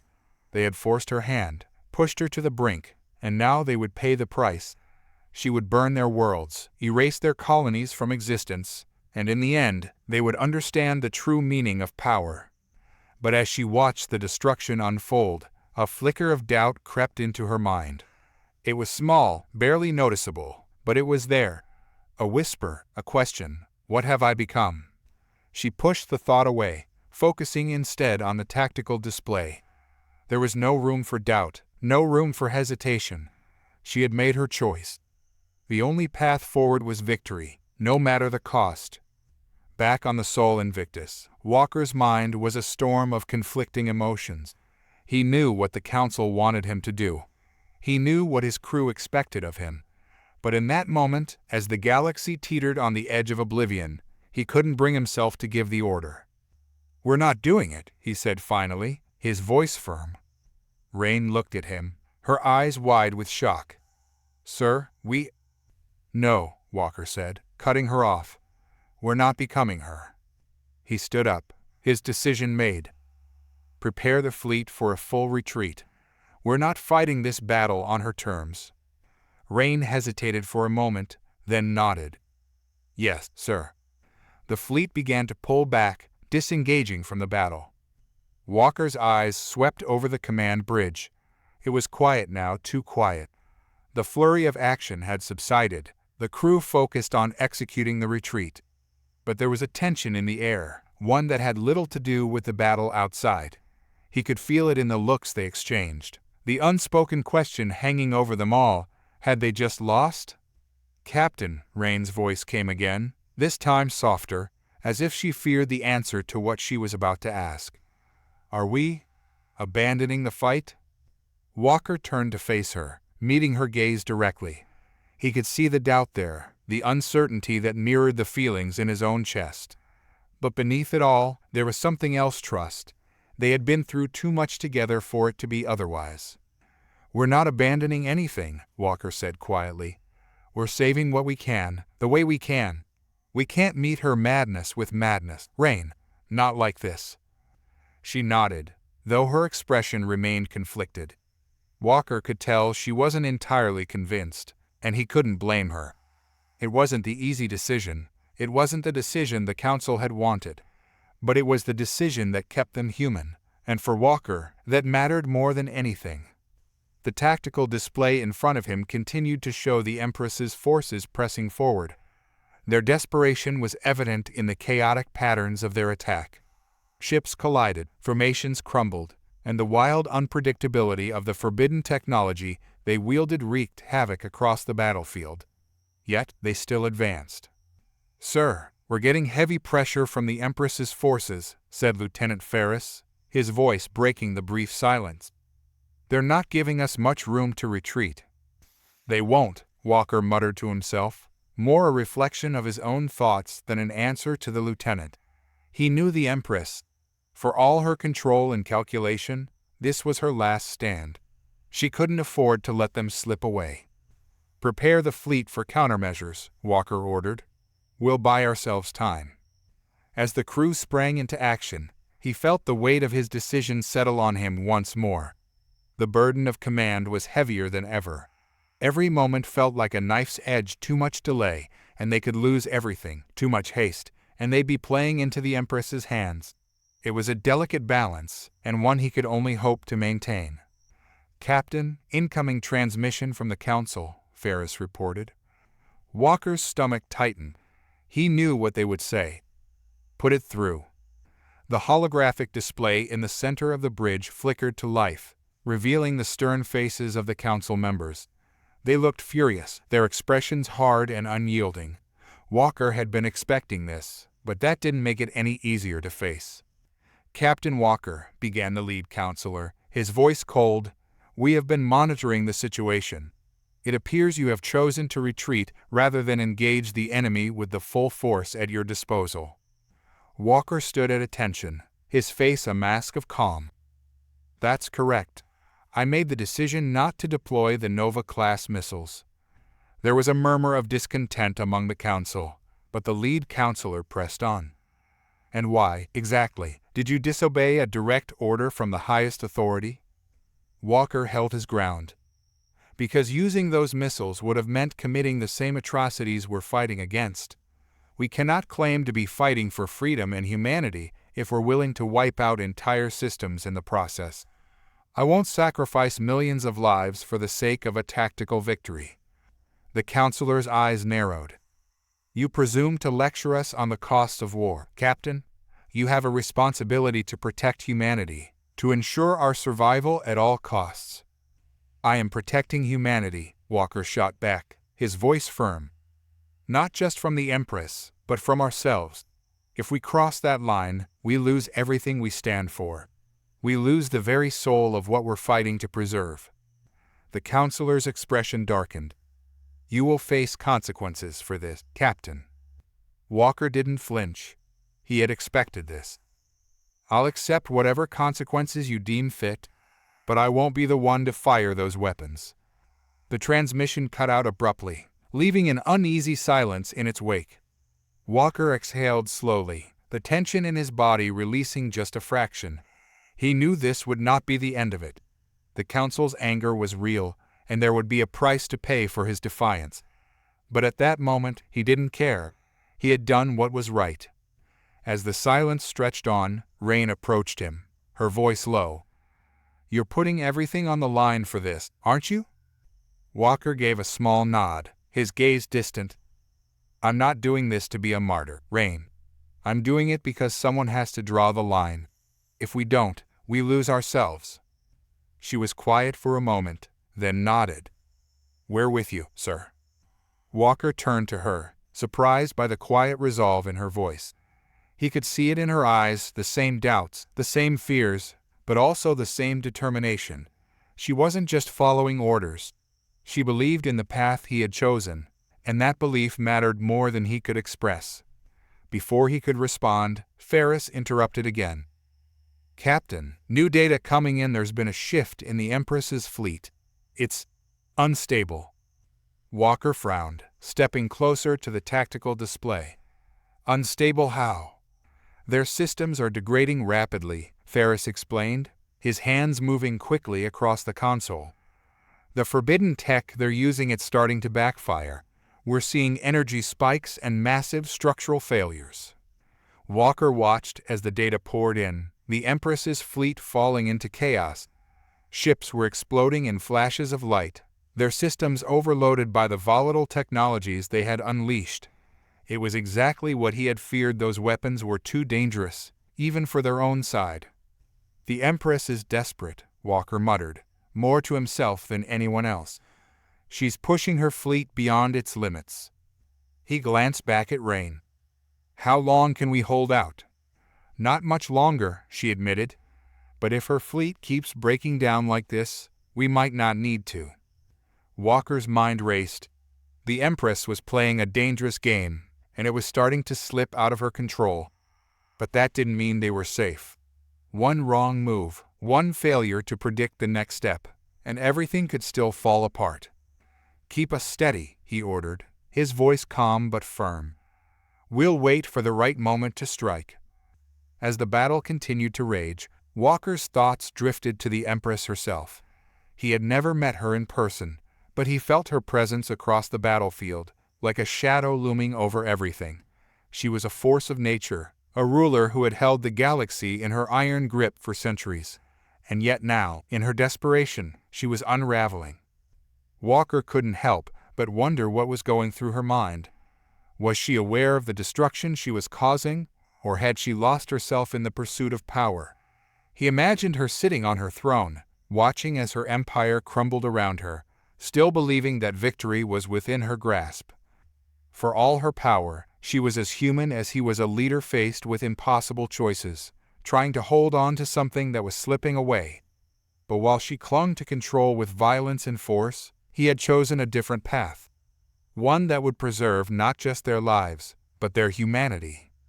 And in that moment, Walker knew that no matter what happened next, he had made the right choice. He could live with the consequences. The interface flickered, and in an instant, Walker found himself standing in a place that was neither here nor there, a space defined by neither matter nor time. It was a place designed to unsettle, a domain that bent the laws of reality to make those who entered question their own perceptions. He had been prepared for something disorienting, but nothing could have readied him for this. In the space before him, she appeared, the Empress. Her form, though alien, radiated a controlled, magnetic presence. The calm on her face was chilling, but Walker knew it was a mask, one she had worn for so long that it had become part of her. As she regarded him, the distance between their perspectives felt insurmountable, yet here they stood, forced into a confrontation neither had sought. "Captain Walker," her voice echoed, soft yet filled with an authority that rippled through the space between them. "You represent a species that has risen from the dirt and dared to challenge the stars. An admirable feat, even if misguided." Walker remained still, his eyes narrowing slightly as he processed her words. "Misguided? You've built your empire on the bones of those who came before you. We stand against that tyranny, not just for ourselves, but for every species you've crushed under your rule." The Empress's gaze didn't waver. "And yet here you are, on the cusp of becoming what you despise. Is that not the irony of all struggles for power? What is it you truly fight for, Captain? Liberation, or dominance under another name?" The question lingered between them, heavy with its implication. Walker resisted the urge to immediately answer. He knew her game. She was testing him, trying to unravel his conviction, to force him into doubt. And in some ways, she was succeeding. But Walker had learned not to act on impulse, not to lash out when his core beliefs were challenged. "I fight for freedom," he said at last, his voice steady, though the weight of his words pressed down on him as he spoke them. Not just for humanity, but for everyone who's suffered under your rule. We're not here to replace your empire with another. We're here to give them a chance to choose. The Empress tilted her head slightly, her expression unreadable. Choice. A noble word. But I wonder, Captain, do you understand what that means? Do you understand the weight of responsibility you will bear when those you liberate turn on you, when they demand more than you can give? Walker's silence was her answer. He had considered it, of course. He had spent countless nights wrestling with that very fear, wondering if humanity, in its quest for justice, would become the very thing they sought to destroy. But the alternative, allowing the galaxy to remain in chains, was unthinkable. There are no easy answers, he admitted. But that doesn't mean we don't try. You built your empire on fear and control. We're trying to build something better. We'll make mistakes, yes, but at least we'll have the chance to learn from them. For the first time, something flickered across the Empress's face, something almost imperceptible, but Walker caught it. Was it doubt? He wasn't sure, but it was enough to make him press forward. Look at your empire now, he continued. It's fracturing. Your people are rebelling. Your forces are being pushed back. Your way of ruling is unsustainable. And deep down, I think you know that.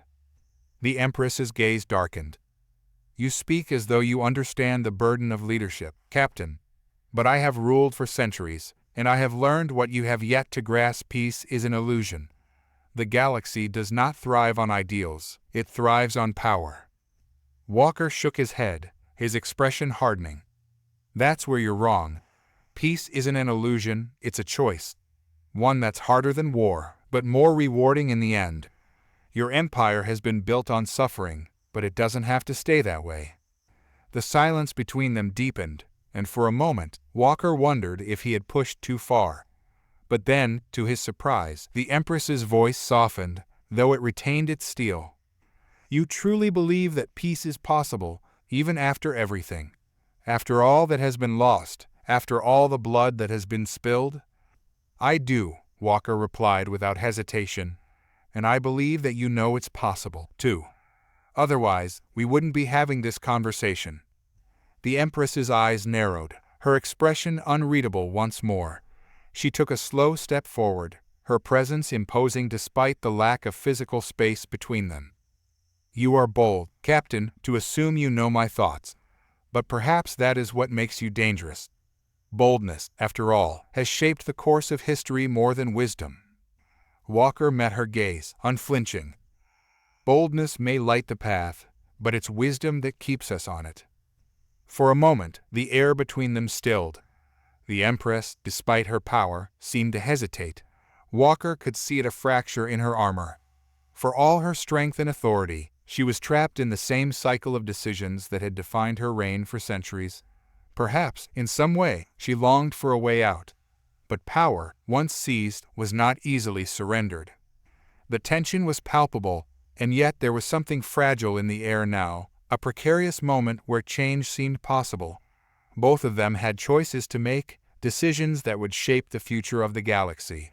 And yet, as they stood facing each other in this surreal space, Walker couldn't shake the feeling that the real battle wasn't happening out there, it was happening here, between them. The Empress's voice broke the silence, softer now, almost reflective. You and I, we are not so different. You see yourself as a liberator, but what happens when the galaxy turns against you? Will you fight for peace then, when peace becomes impossible? Walker took a breath, steadying himself. If it comes to that, I'll make the choices I have to make, but I won't let fear of the future dictate the present. The Empress remained silent for a long time, her gaze distant, as though she were considering something far beyond the scope of their conversation.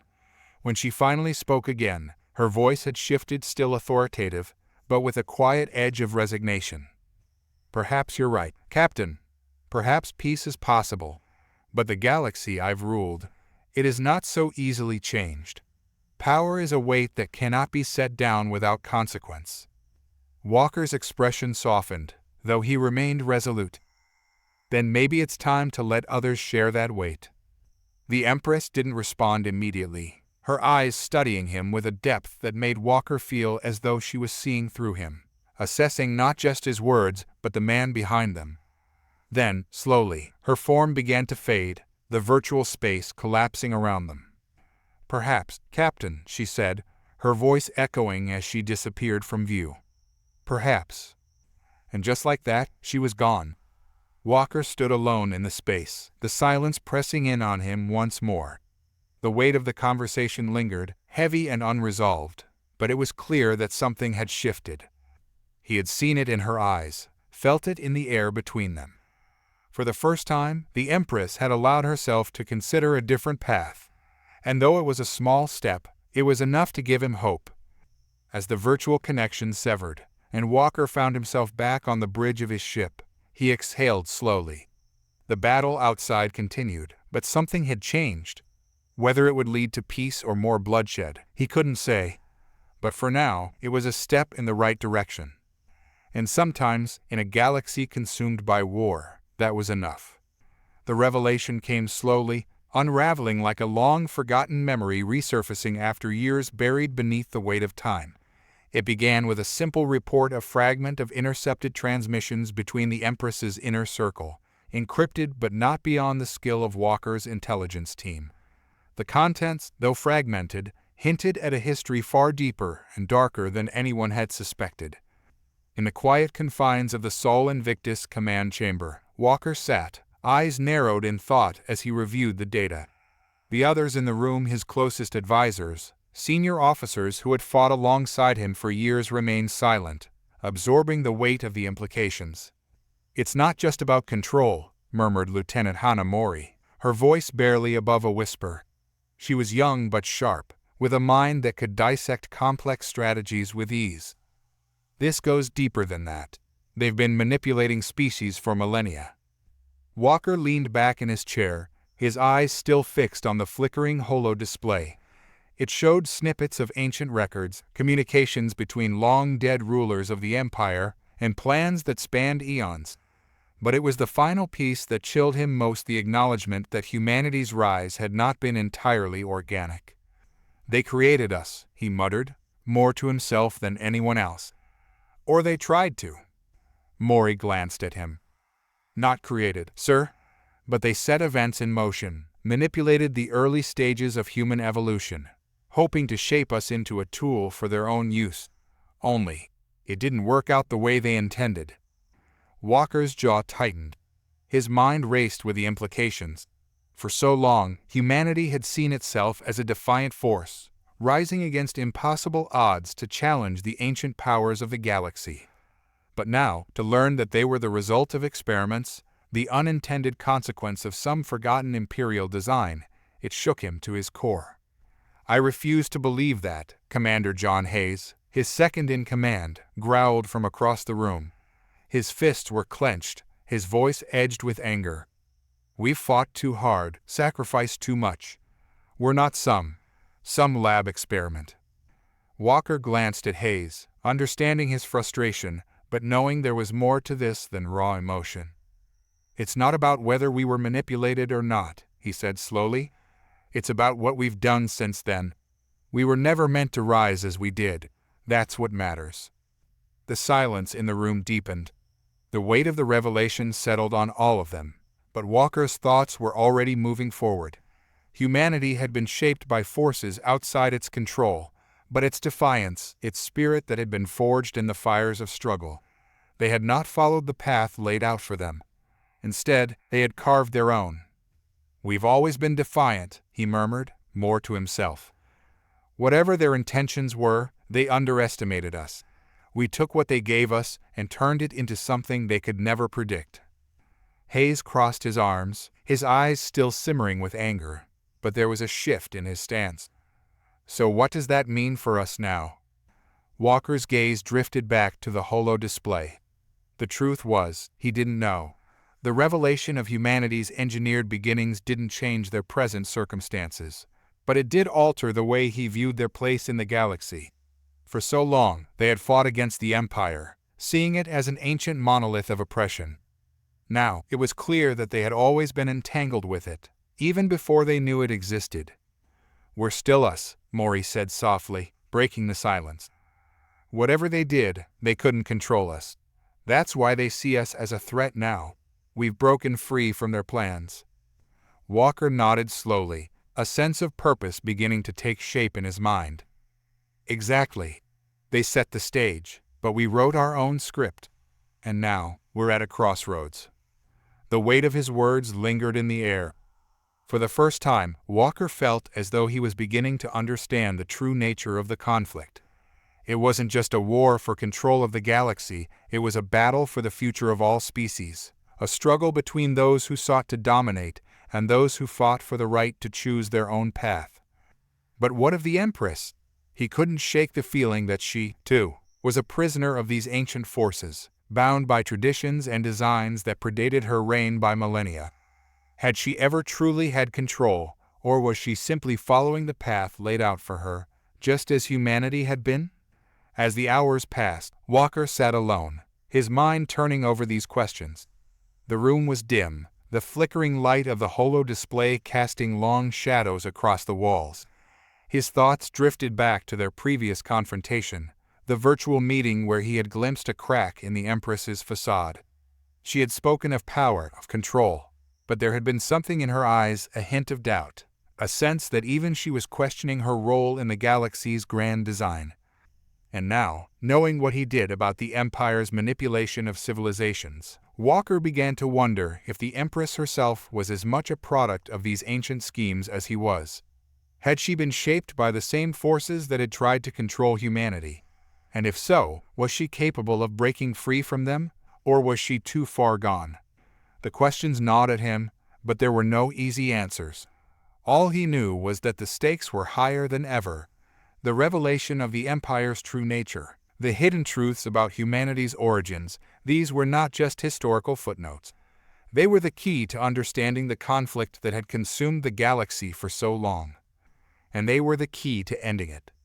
Meanwhile, deep within the heart of the Empire, the Empress stood alone in her private chambers, her thoughts as turbulent as the swirling stars outside her window. The revelations that had been brought to her attention in recent days, the cracks in her empire's foundation, the growing insurrections, and now the truth about humanity's origins had shaken her in ways she had never anticipated. She had always believed that power was absolute, that control was the only way to maintain order in a galaxy so vast and chaotic. But now, standing on the precipice of losing everything, she was beginning to question whether she had ever truly had control at all.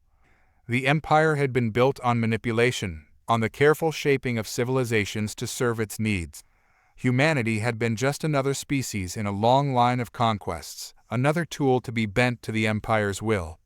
But humanity had defied the Empire, risen beyond the constraints placed upon them, and now threatened to topple everything she had worked to maintain. Was it possible that she, too, was a pawn in a larger game? Had her entire reign been orchestrated by forces beyond her understanding, just as humanity's rise had been an unintended consequence of ancient experiments? The thought chilled her. For centuries, she had believed herself to be the master of her destiny, the unchallenged ruler of the galaxy. But now, the cracks in that belief were beginning to show. She turned away from the window, her mind racing.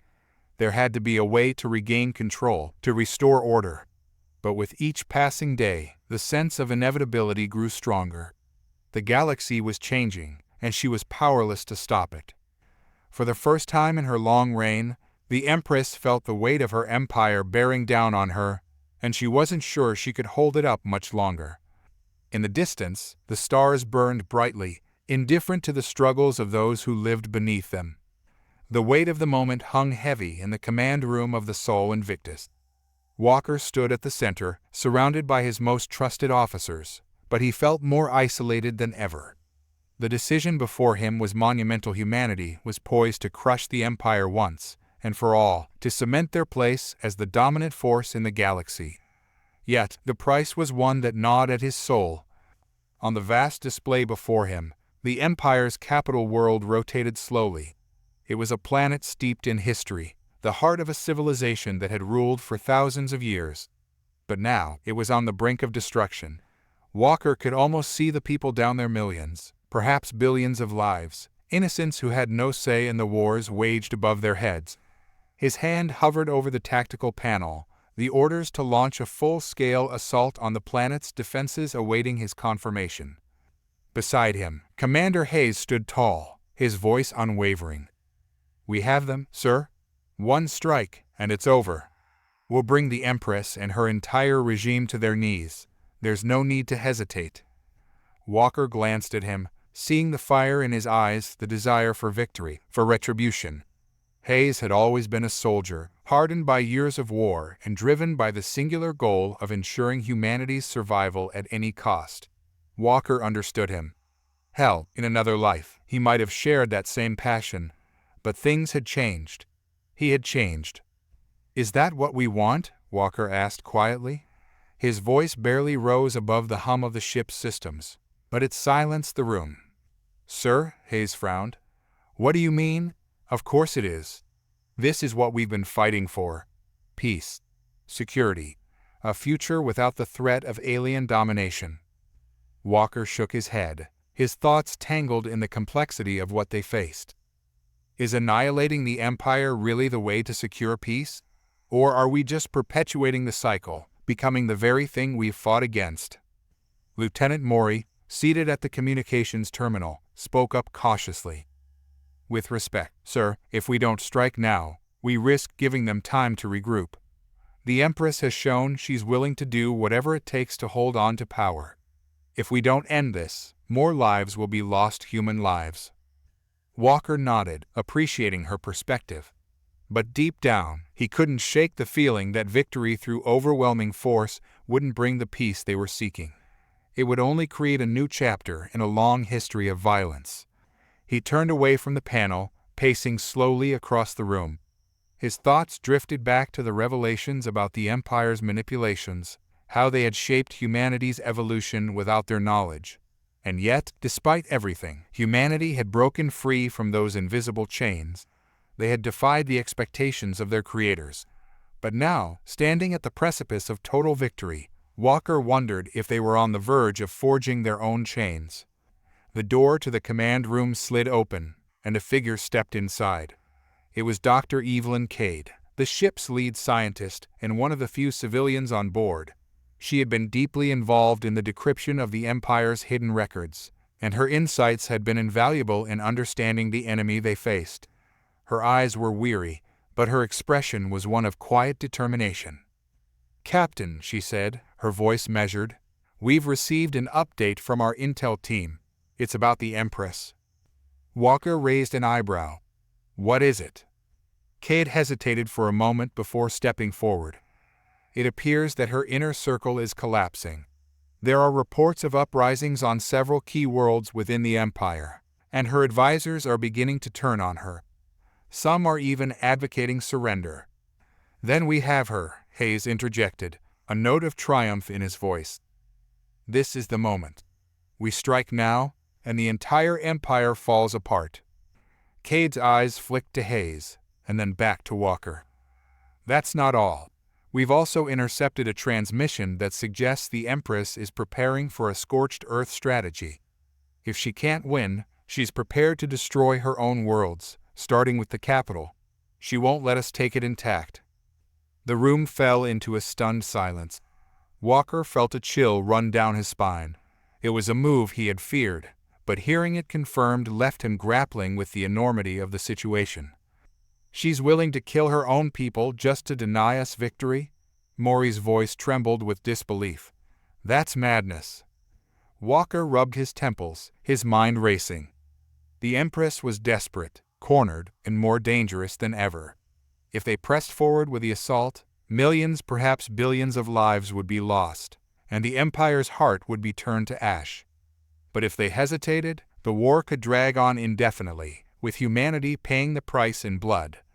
"It's not madness," Walker said finally, his voice heavy with realization. "It's fear. She's afraid of losing control, afraid of what happens if she's no longer in power." "And what do we do, Captain?" Hayes asked, his voice softer now, the earlier bravado replaced with uncertainty. "Do we let her burn everything to the ground? Do we pull back and give her the time she needs to regroup? Or do we finish this, once and for all? Walker didn't answer right away. He moved toward the viewport, staring out at the stars beyond. His thoughts drifted to the Empress, that distant figure who had once seemed so invincible, so untouchable. And now, in the face of her imminent downfall, she was willing to destroy everything she had built. He thought of the conversations they had shared in the virtual space, the philosophical debates about power, destiny, and control. He had seen something in her then, a flicker of doubt, a crack in the armor of her certainty. But was it enough? The weight of his responsibility pressed down on him. It wasn't just about winning a war, it was about what came after. He had the power to destroy the Empire, to wipe it from existence. But what would that make humanity? Conquerors? Tyrants? Would they be any better than the Empress and her regime? "We need another way," Walker said at last, turning back to face his officers. "We can't let her destroy her own people, but we can't become executioners either." Cade's eyes narrowed. "You're suggesting negotiation?" Walker nodded slowly. "It might be the only way to prevent a massacre. We need to show her there's another path, one that doesn't end with her empire in ruins and her people dead." Hayes looked skeptical, but he didn't argue. "And if she refuses?" "Then we'll do what we must to protect humanity," Walker said quietly. "But we'll give her the chance to end this peacefully. If there's even the slightest hope of avoiding total destruction, we owe it to the galaxy to try." For a long moment, no one spoke. The enormity of the decision hung in the air, heavy and unresolved. But in Walker's mind, a clarity had begun to take shape. He had always believed in humanity's potential to rise above the violence and oppression that had shaped its history. Now, more than ever, he had to believe that they could break the cycle. "Prepare the transmission," Walker ordered. "I'm going to speak with the Empress." The Empress stood alone in her throne room, her gaze fixed on the holographic display before her.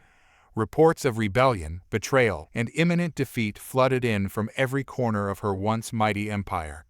The walls were closing in, and she could feel the weight of her legacy crumbling beneath her. And yet, she was not afraid. Not of death, not of the fall of her empire. What terrified her most was the idea of relinquishing control, of allowing the galaxy to spiral into chaos without her guiding hand. If she could not rule, then no one would. A soft chime echoed through the chamber, signaling an incoming transmission. The Empress frowned, her hand hovering over the control panel. "Your Majesty," a voice crackled through the comm system, one of her few remaining loyal advisors. "It's the human fleet. They wish to speak with you." The Empress hesitated, her mind racing. She had expected the final assault, had steeled herself for the inevitable clash. But a request for dialogue. "Put it through," she commanded, her voice cold and unyielding. The image flickered to life, and there he was, Captain Elias Walker, the face of humanity's resistance, the man who had become her greatest adversary. "Empress," Walker said, his tone measured, "I think it's time we talked." And for the first time, in longer than she could remember, the Empress found herself without an immediate response. The cold silence of space had never felt so heavy. The vast human fleet hung like a steel cloud in the dark expanse, their engines humming in the void, awaiting the command that would decide the future of two civilizations. On the flagship, Sol Invictus, Walker stood at the edge of the bridge, looking out at the stars. But his mind was miles away, torn between duty and the whispers of his conscience. The Empress's forces were battered, but still standing, a stubborn monument to centuries of dominance. In every other battle, they had moved with precision and ruthless efficiency. But today, the Empire's ships faltered. They were scattered, their formation disjointed. The Empire's most dangerous weapon, her grip over the minds and hearts of her people, had begun to slip. "Captain," a voice called from behind. It was Lieutenant Adrian Cortez, her face lined with the exhaustion they all felt, but her gaze unyielding. "We've received word that the Empress's fleet is regrouping near the capital system. We've got our orders from the Council. They want us to push forward, take advantage of their weakness." Walker turned to her, his eyes heavy with something deeper than weariness. "And what do you think, Lieutenant?" Her brow furrowed.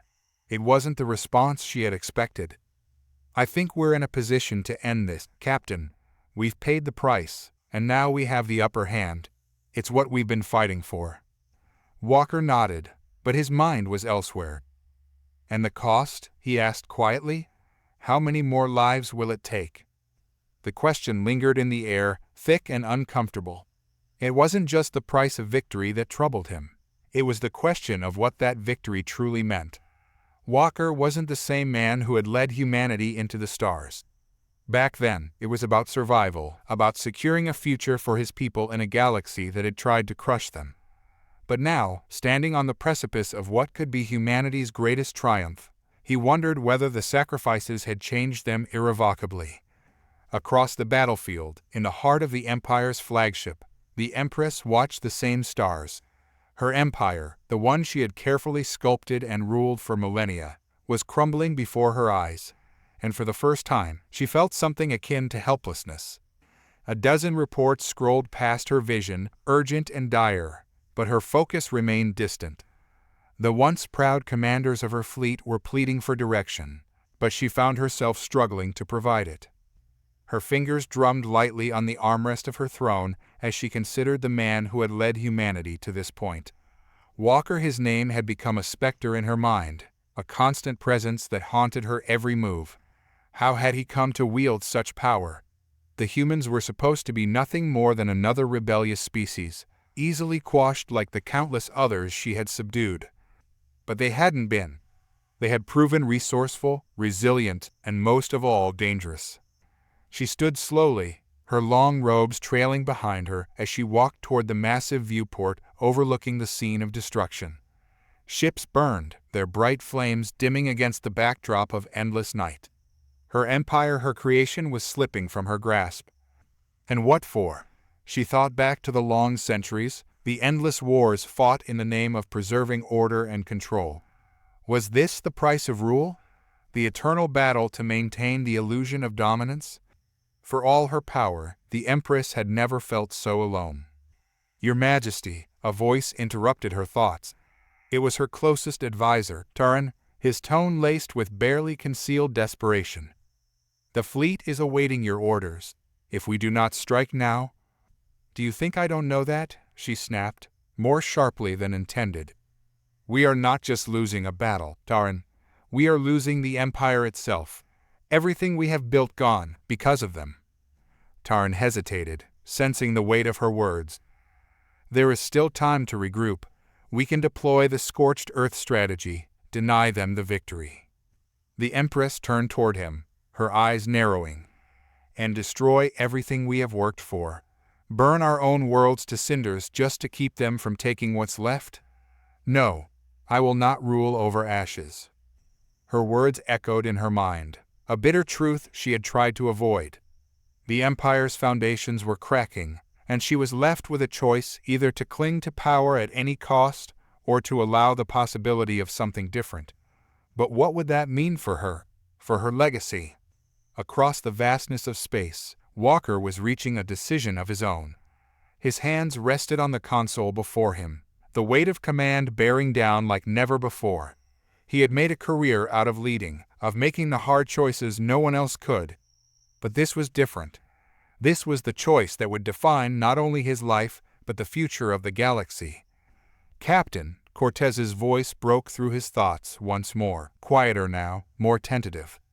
"We can strike now and finish this. But you don't seem convinced." Walker didn't answer right away. He turned his gaze back to the viewport, where the Empire's scattered ships floated like wounded animals.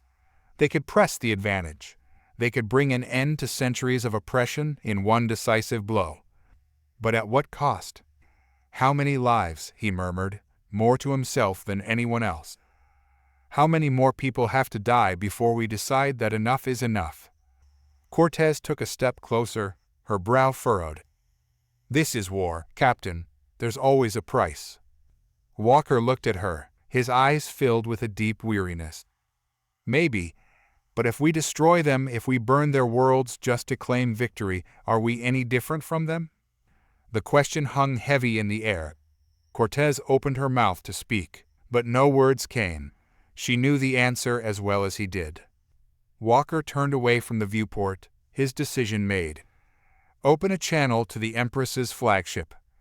Sir? Cortez's eyes widened in surprise. You're going to... Do it, Walker said firmly. The bridge crew exchanged uncertain glances, but they obeyed the order without question. Moments later, the flickering holographic image of the Empress appeared before them. Even in this moment, her regal bearing remained unshaken, though Walker could see the cracks forming beneath the surface. Captain Walker, she said, her voice cold and calculated. I must admit, you have proven yourself a worthy adversary. Walker regarded her for a moment before speaking. It doesn't have to end like this. The Empress raised an eyebrow. Doesn't it? You've brought my empire to its knees. You've fought with the same ruthlessness that I've used to rule. How are we different? We're not, Walker said, his voice quiet but resolute. That's the problem. A silence stretched between them, thick with unspoken tension. The Empress studied him carefully, searching for any sign of weakness or deception. But all she found was a man standing on the edge of his own convictions, struggling to hold onto the last shred of humanity he had left. What are you proposing, Captain? She asked, her tone cautious but curious. An end to this war, Walker said. Before we destroy everything in the process, I'm willing to risk peace, even if it means trusting you. The Empress's eyes narrowed. You think I will simply surrender? No, Walker replied. I think you want the same thing I do. To stop the cycle of violence before it consumes us both. Another silence. This time, it was the Empress who looked away, her gaze drifting back to the stars beyond. The war had cost her more than she had ever anticipated, and now, standing on the precipice of total destruction, she was forced to confront the reality of what she had become. The Empress turned back to Walker, her expression unreadable. And what guarantee do I have that you won't turn on us the moment we stand down? You don't, Walker said simply, but I'm offering you a choice: end this now, or we both lose. The weight of his words hung heavy in the air, and for the first time in her long reign, the Empress found herself at a loss. The remnants of the battle were scattered across the endless void, like forgotten echoes of a conflict that had spanned lifetimes. The once dreaded Imperial fleet, fractured and humbled, had withdrawn into the quiet dark. The human ships, too, lay in their formations, suspended in a moment of fragile peace. Silence reigned now where the cacophony of war had roared not long ago. It was over. Captain Walker stood on the bridge of the Sol Invictus, gazing out at the stars. The vast emptiness of space had never felt so profound. His reflection in the viewport was that of a man who had seen the edge of oblivion and returned, scarred but intact. He should have felt victorious, triumphant even, but instead, there was only quiet, a strange stillness that seemed to settle in his bones. Captain, Lieutenant Cortez approached, her voice breaking the silence, though it carried none of the urgency it once did. The battle was behind them, the decisions made. Now, they were left with the consequences. Go ahead, Walker said, though his eyes remained fixed on the stars. The Empress's fleet has fully retreated. We've received word that she has relinquished her throne. The Council is awaiting your report. What are your orders, sir? Walker's fingers tightened around the console in front of him, the weight of everything pressing down. He had led humanity through its darkest hour, guided them to a moment that could change the fate of the galaxy. But now, standing on the edge of peace, he wondered if he had truly understood the cost. Give me a moment, he said, his voice low but steady. Cortez hesitated but nodded. Yes, sir? She turned and left him to his thoughts. The bridge was dimly lit, the hum of the ship's systems the only sound as Walker stood in the quiet. It was an odd feeling, this peace. For so long, he had lived with the certainty of war, of battles to be fought and enemies to be defeated. But now, with the enemy gone and the war behind him, he was left with the one thing that had always eluded him: uncertainty. He thought of the Empress, a figure who had loomed large in his mind for so long, now just another person navigating the aftermath of her choices. In the end, she had chosen not to fight, to relinquish her empire and walk away from the throne she had ruled from for centuries. Her choice had spared countless lives, but it had cost her everything she had built. Walker couldn't help but wonder if her decision was the braver one. He had fought for humanity's survival, for the ideals of freedom and self-determination. But was he any less chained to the forces of history than she had been? Had they both been actors in a drama written long before they ever took their places on this stage? A soft chime broke the stillness, and Walker turned as a familiar hologram materialized in front of him. The Empress no longer adorned in the regal robes of her station, but simple, almost unadorned, her face more human than he had ever seen it. "Captain Walker," she said, her voice quieter than he remembered, yet still carrying the same weight it always had. "It seems we are both no longer what we once were." Walker studied her for a long moment. In her eyes, he saw not the formidable ruler who had once commanded a vast empire, but a woman who had lived through centuries of power, conflict, and isolation. She had become something else now, something more vulnerable, perhaps, but also more free. "It seems so," Walker replied. "You've stepped down." She nodded, a small, almost imperceptible motion. "The empire is no longer mine to rule. The galaxy will decide its own future now. I no longer wish to guide it." "And what do you wish for?" Walker asked, the question one that had plagued him for longer than he cared to admit. The Empress looked away, her gaze drifting toward the stars beyond. "I'm not certain. Perhaps, after all this time, I can simply be. No throne, no empire, just me." Walker understood that sentiment all too well. For years, he had carried the burden of command, the weight of humanity's future resting on his shoulders. But now, as the war ended and peace dawned, he found himself wondering what it meant to be more than just a leader, more than just the man who had fought and sacrificed for his people. "I think," Walker said quietly, "that's what we've both been fighting for. The chance to be something more than what we've been forced to become." The Empress met his gaze, and for a brief moment, there was a shared understanding between them, a recognition of the paths they had walked and the burdens they had borne. "Will you be able to do that, Walker?" she asked. "Will you be able to let go?" Walker didn't answer right away. His eyes drifted back to the stars, the infinite expanse stretching out before him. It was a question he had asked himself many times. He had always believed in the fight, in the cause. But now, standing on the edge of peace, he wondered if he could live in a world without the conflict that had defined him. "I don't know," he admitted, "but I'm going to try." The Empress nodded, her expression softening. "That's all any of us can do." With that, the hologram flickered out, leaving Walker alone on the bridge once more. He stood there for a long time, his thoughts drifting like the stars beyond the viewport.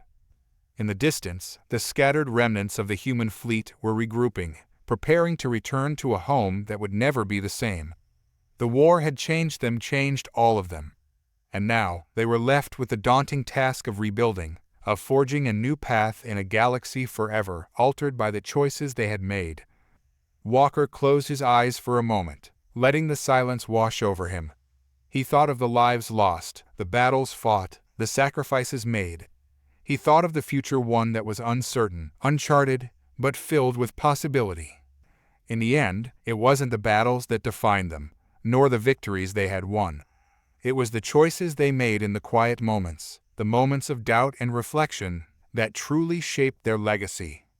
Walker opened his eyes, his gaze steady as he looked out into the vastness of space. The war was over, but the journey was just beginning. He would lead his people home, but beyond that, he didn't know, and for the first time in a long while, that was enough. As the Sol Invictus turned toward the distant light of humanity's homeworlds, Walker stood at the helm, not as a captain or a warrior, but as a man uncertain of the future, yet ready to face it. Because in the end, it was never about victory or power. It was about something far more profound. It was about becoming